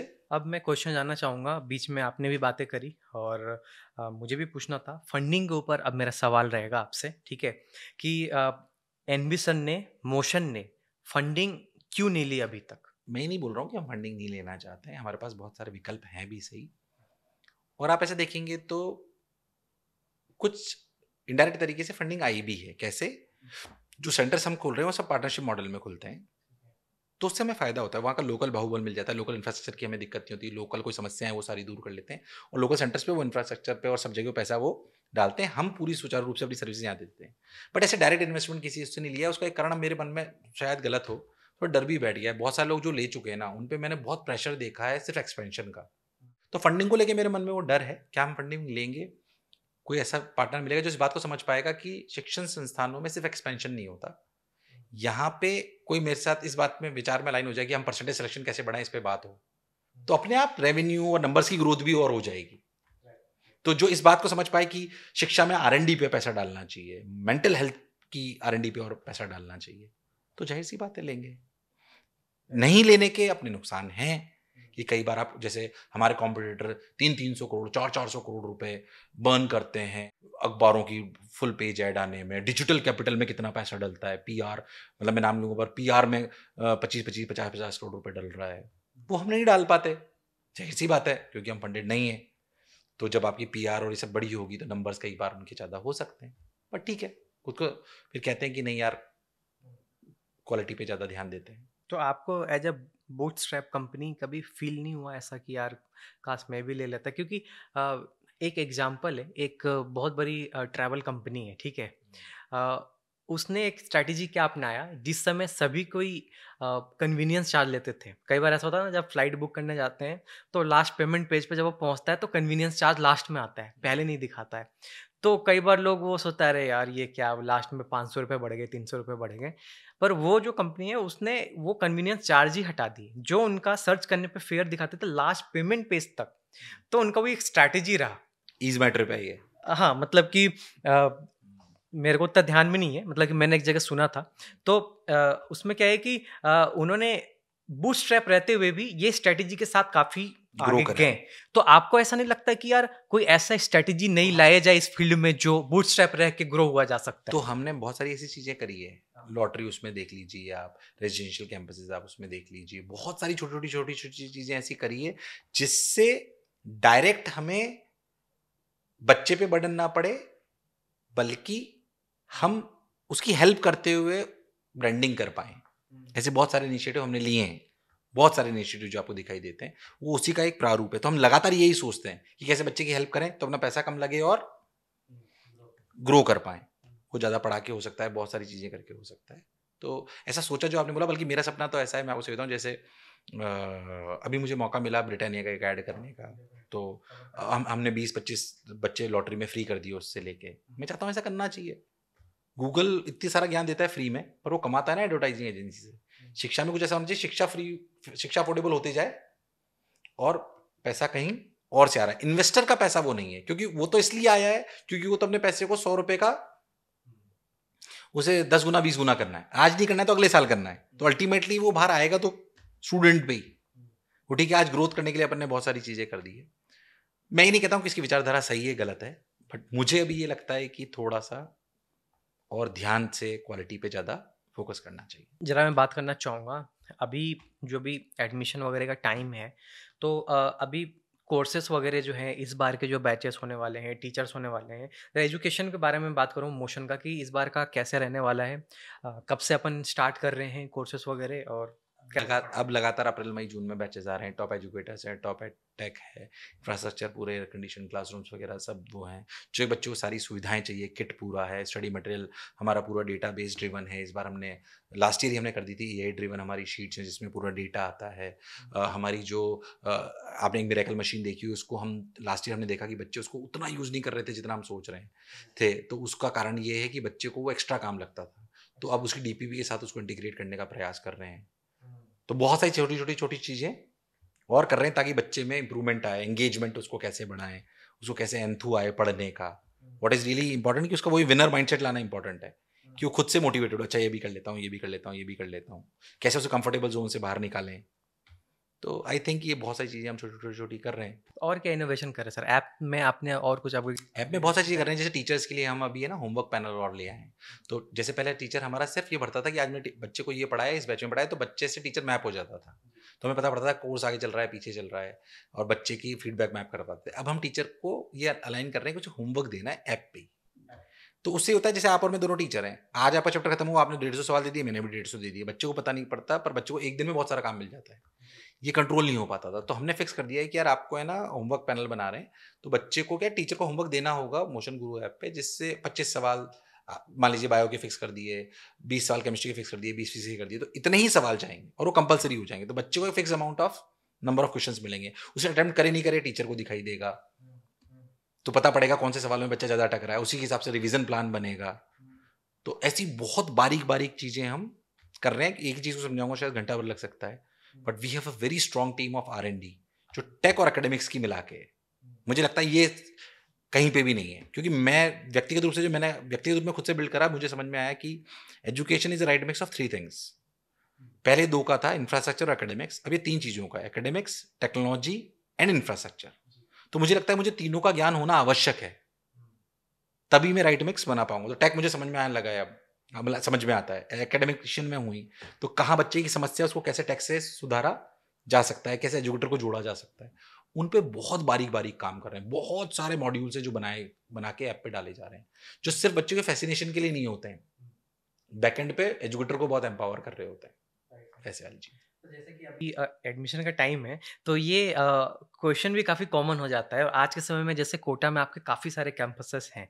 कितने सर कैंपसेस है टोटल मोशन के? सर अभी अभी हमारे 8 और 4 12 12 कैंपस है। तो एक कन्फ्यूजन हो जाता है बच्चों को कि कौन सा कैंपस बेस्ट है, कहाँ जाएं, कौन से कैंपस में अच्छे टीचर्स मिलेंगे, बैचेस वगैरह कैसे होते हैं, क्या अलग अलग बिठाए, अलग अलग बैचेस होते हैं, किस क्या है सर, मतलब किस नहीं, पे क्लैरिटी एक्चुअली करिए। कैंपसेस को हमने, जैसे रेजिडेंशियल कैंपसेस को और रेजिडेंशियल कैंपस और पढ़ाने वाले कैंपस को साथ में कर रखा है, और जेई का अलग कर रखा है, नीट का अलग कर रखा है, फाउंडेशन के अलग कर रखे हैं।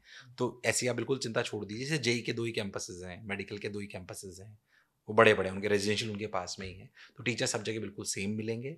बेस्ट शफलिंग को लेके बहुत ज़्यादा अब शफलिंग नहीं होती है, बट फिर भी टॉप बैचेस के कुछ बच्चे अलग निकाल लिए जाते हैं। पर इसका भी ये बिल्कुल मतलब नहीं है कि टीचर सिर्फ टॉप बैचेस को अच्छे मिलते हैं। 110% जो नॉर्मल बैचेज है उन पे हमारा ज़्यादा फोकस रहता है। टॉप बैचेज का मतलब कई बार जैसे 11th में कोई बच्चा आया, अब 9th में जो बच्चे जो आईजीएसओ की तैयारी कर चुके हैं उनका लेवल थोड़ा सा अपर होता है, तो उनको थ्योरी कम पढ़ाते हैं और सवाल ज़्यादा कराते हैं।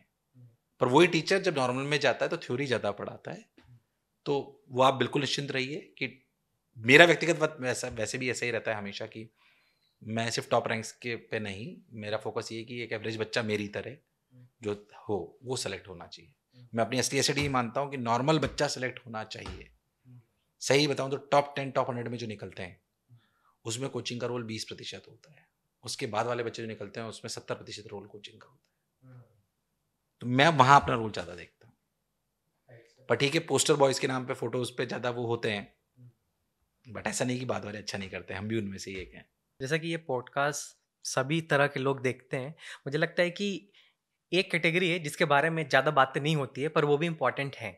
कई सारे लोग हैं, कई सारे टीचर्स हैं जो कोचिंग के फील्ड में आना चाहते हैं, एज ए एजुकेटर आना चाहते हैं, या कई बार एज ए जॉब कोचिंग में बहुत सारे पोस्ट के लिए सोचते हैं। तो मोशन में क्या उनके लिए अपॉर्चुनिटीज़ है?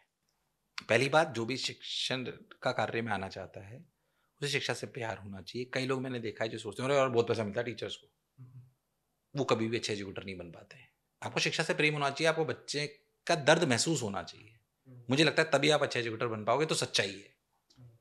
मतलब अगर आप अच्छे लेवल पे जाना चाहते हो तो, है ना, तो आपको वाकई बच्चे को पढ़ा के आपको आनंद आना चाहिए, उसकी समस्या दूर करके आपको आनंद आना चाहिए। वो नहीं आ रहा है तो फिर आप नहीं बन पाओगे, तो पहली बात। दूसरी बात, मोशन में अप्लाई करने के बहुत सारे तरीके हैं। आप HR वाले पोर्टल पे जाइए, अप्लाई करिए। मल्टीपल जॉब लोकेशंस के लिए मल्टीपल खुले हुए हैं, पूरा प्लेटफॉर्म हमारा इंटीग्रेटेड है। उसमें आपको पहले टेस्ट देना पड़ेगा, फिर वीडियो अपलोड करना पड़ेगा, तो इट्स अ स्ट्रक्चर्ड प्रोसेस। आप अप्लाई कर सकते हैं। हम चाहते रहते हैं, लोगों की ज़रूरत हमें है जो दिल से शिक्षा में को ग्रहण करना चाहते हैं और उसके लिए कार्य करना चाहते हैं, उनके लिए मोशन के द्वार हमेशा खुले हुए हैं।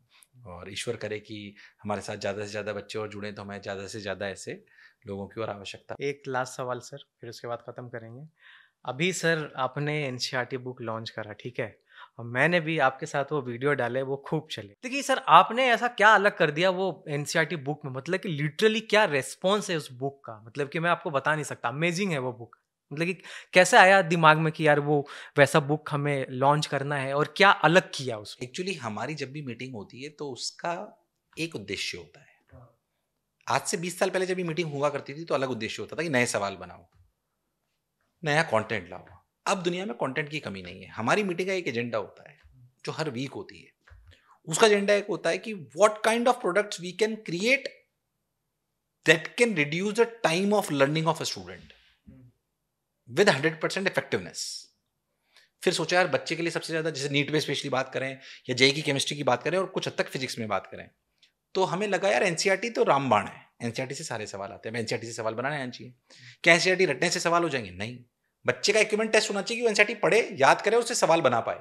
क्या हर बच्चा सवाल बना पाता है? नहीं।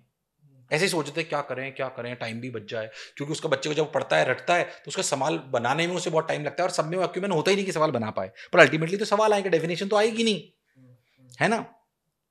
तो फिर हमने सोचा, सोचते हमें लगा और ऐसा करते हैं कि इधर पेज है और इधर ही उसके सवाल आ जाएं उसी पेज पे बेस्ड, तो बच्चे की लर्निंग बहुत फास्ट हो जाएगी। फिर सोचा है कैसे करें, तो फिर हमने इसके 3 मिक्स करे, artificial intelligence, Bloom's taxonomy, and the third is the human intervention. तो आर्टिफिशियल इंटेलिजेंस को पैराग्राफ खिलाया, उससे पता पड़ा कि उससे कितने सवाल बन सकते हैं। फिर उनको ब्लूम्स टैक्सोनॉमी शायद आप जानते हो, जिसके 6 पिलर होते हैं, जिसने मैं उस पर नहीं जाना चाहता हूँ। It's international procedure of learning, ठीक है, लर्न होता है, एनालाइज होता है, बहुत सारे पैरामीटर होते हैं उसके। तो उस पर डाला तो उसमें ये पता पड़ता है कि ये सवाल एनालिटिकल स्किल्स पे है, ये क्रिटिकल थिंकिंग पे है, ये कैलकुलेशन पे है। तो हमने हर पेज पे सोचा कि यार इसको वैसे डिवाइड करते हैं। फिर उन सबको चेक कराया एजुकेटर से, फिर वो बुक बन के बाहर है। तो उसमें मतलब कि एक पेज से जितने पॉसिबल क्वेश्चन है उस सेकंड पेज पे उसी इधर पेज है, इधर सवाल है, इधर सवाल है, और उसके आंसर्स अगले पेज पे अगले पेज पे, ताकि बच्चा दे पाए। सॉल्यूशन नहीं दिया? सॉल्यूशन की कोई आवश्यकता नहीं, सॉल्यूशन तो उसी पेज में। अच्छा। सॉल्यूशन की कोई आवश्यकता नहीं, ऑनेस्टली स्पीकिंग, क्योंकि अगर आपको सॉल्यूशन ढूंढने की क्षमता आप में होनी चाहिए। सवाल बहुत टफ नहीं है, इट इज बेसिकली ये मेरे को ऐसा लगता है कि अगर ये कोई कर लेना तो उसके नीट में तो मतलब ये मान लो कि उसका बोर्ड और नीट दोनों हो जाएंगे और जेई मेन फिजिक्स केमिस्ट्री का बहुत आसानी से क्लियर हो जाएगा। उसका मैथ्स का एक ले है बस। मैथ्स तो एक्चुअली प्रैक्टिस है प्योर, तो उसकी भी बना रहे हैं, बट मुझे लगता है कि मैथ्स उतनी यूटिलाइजेशन शायद नहीं होगा क्योंकि maths is all about practice, तो उसमें वैसे न्यूमेरिकली करना है। तो लगभग सारे क्वेश्चंस हमने कवर कर लिए, अगर कुछ छूट गया होगा तो फिर से सर को पकड़ लाएंगे दोबारा से। सर भी सोचते होंगे कि यार परेशान कर देता है। नहीं नहीं यार, सौभाग्य की बात है, हमें कौन सा ऐसे सुनने के लिए कोई लोग मिलते हैं। और नहीं सर, एक्चुअली मैं बोलूँगा कि मैं तो ज़्यादा नहीं, लेकिन आपने मेरी जर्नी शुरू से देखी है कोटा में। बहुत बढ़िया जर्नी। क्योंकि जब मैं आया था यहाँ पे, शायद आपको याद है कि नहीं है, मैं बताना चाहूँगा कि मैं आपसे मिलने गया था और मेरे उस समय 30,000 सब्सक्राइबर्स थे। तो वो तो ऐसा था कि मैं बहाना मार के गया था कि आप बुलाया मुझे, लेकिन आपने बुलाया नहीं था, वो बस ऐसे ही मैंने कर दिया था। और मनराज भैया लेके गए थे मुझे ऊपर वहाँ पे। तो मैंने आपसे ये बोला कि आपने मुझसे ये पूछा कि हाँ कितने सब्सक्राइबर है आपके। तो मैं तो हचकिचा रहा था कि मैं क्या बोलूँ कि नहीं बोलूँ। मैं बोला सर 30,000 है। हम बोला हाँ कम है, ठीक है। तो फिर मुझे लगा कि अब ये नहीं देंगे मुझे इंटरव्यू पर मुझे था कि भाई मुझे करना है इंटरव्यू। फिर आपसे मैंने बोला कि सर मैं आपका एक इंटरव्यू लेना चाहूँगा, आप परमिशन देंगे? हाँ हाँ कर लो। तो वो मुझे एक तरीके से बहुत अच्छा लगा कि यार सर ने ये चीज़ें नहीं देखी कि कितने सब्सक्राइबर है क्या, क्योंकि आप उस समय ऑलरेडी पॉपुलर थे, आपके ऑलरेडी वीडियोस काफ़ी डालते रहते थे लोग और बहुत रीच आते थे। और वो मैंने वीडियो डाले, वो वीडियो पे मेरे सबसे ज़्यादा व्यू आए उस समय पे। और उस समय कोविड का टाइम था।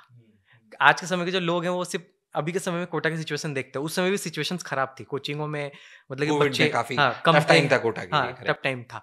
तो उस समय भी और लोग सुनना चाहते थे। मम्मी भी मेरी काफ़ी खुश हुई, वो उस समय घर पे ही थी कि अरे यार तुम सर को कैसे लेके आ गए। एंड वहाँ से काफ़ी अच्छी जर्नी रही, आपने कई बार हमें सपोर्ट भी करा है ग्रो होने में, तो thanks to you sir. Thank to all of you, because आप लोगों की वजह से हम हमारे विचार रख पाते हैं और he is doing a very very very good job. और ये हमारे यहाँ नहीं, सभी कोचिंग में बहुत लोकप्रिय है। So he is doing a wonderful job. He know how to tackle coaching owners, I think. But I think that is the best part. It's a good thing. But आप उनका अच्छा व्यक्तित्व रखते हैं, आप उनकी अच्छी बातों को बच्चों के बीच में ले जाते हैं। The best thing which I must say for your channel and for you is that, जो मैं व्यक्तिगत रूप से खुद में भी मतलब खुद भी मानता हूँ कि यही करना चाहिए, पॉजिटिविटी फैलाना। नकारात्मक बातें अपन नहीं करते हैं, पॉजिटिविटी की तरफ बात करते हैं, वही ज्यादा आगे ले जाता है। जितना दूर जा सकते पॉजिटिविटी के साथ ही जा सकते हैं, नेगेटिविटी के साथ आप यही करना है सर। यही इंपॉर्टेंट है। Right sir, thank you sir, thanks a lot कि आपने इतना लंबा टाइम निकाला इस पॉडकास्ट के लिए। Thanks to you, salute to you. Thank you everyone, thank you.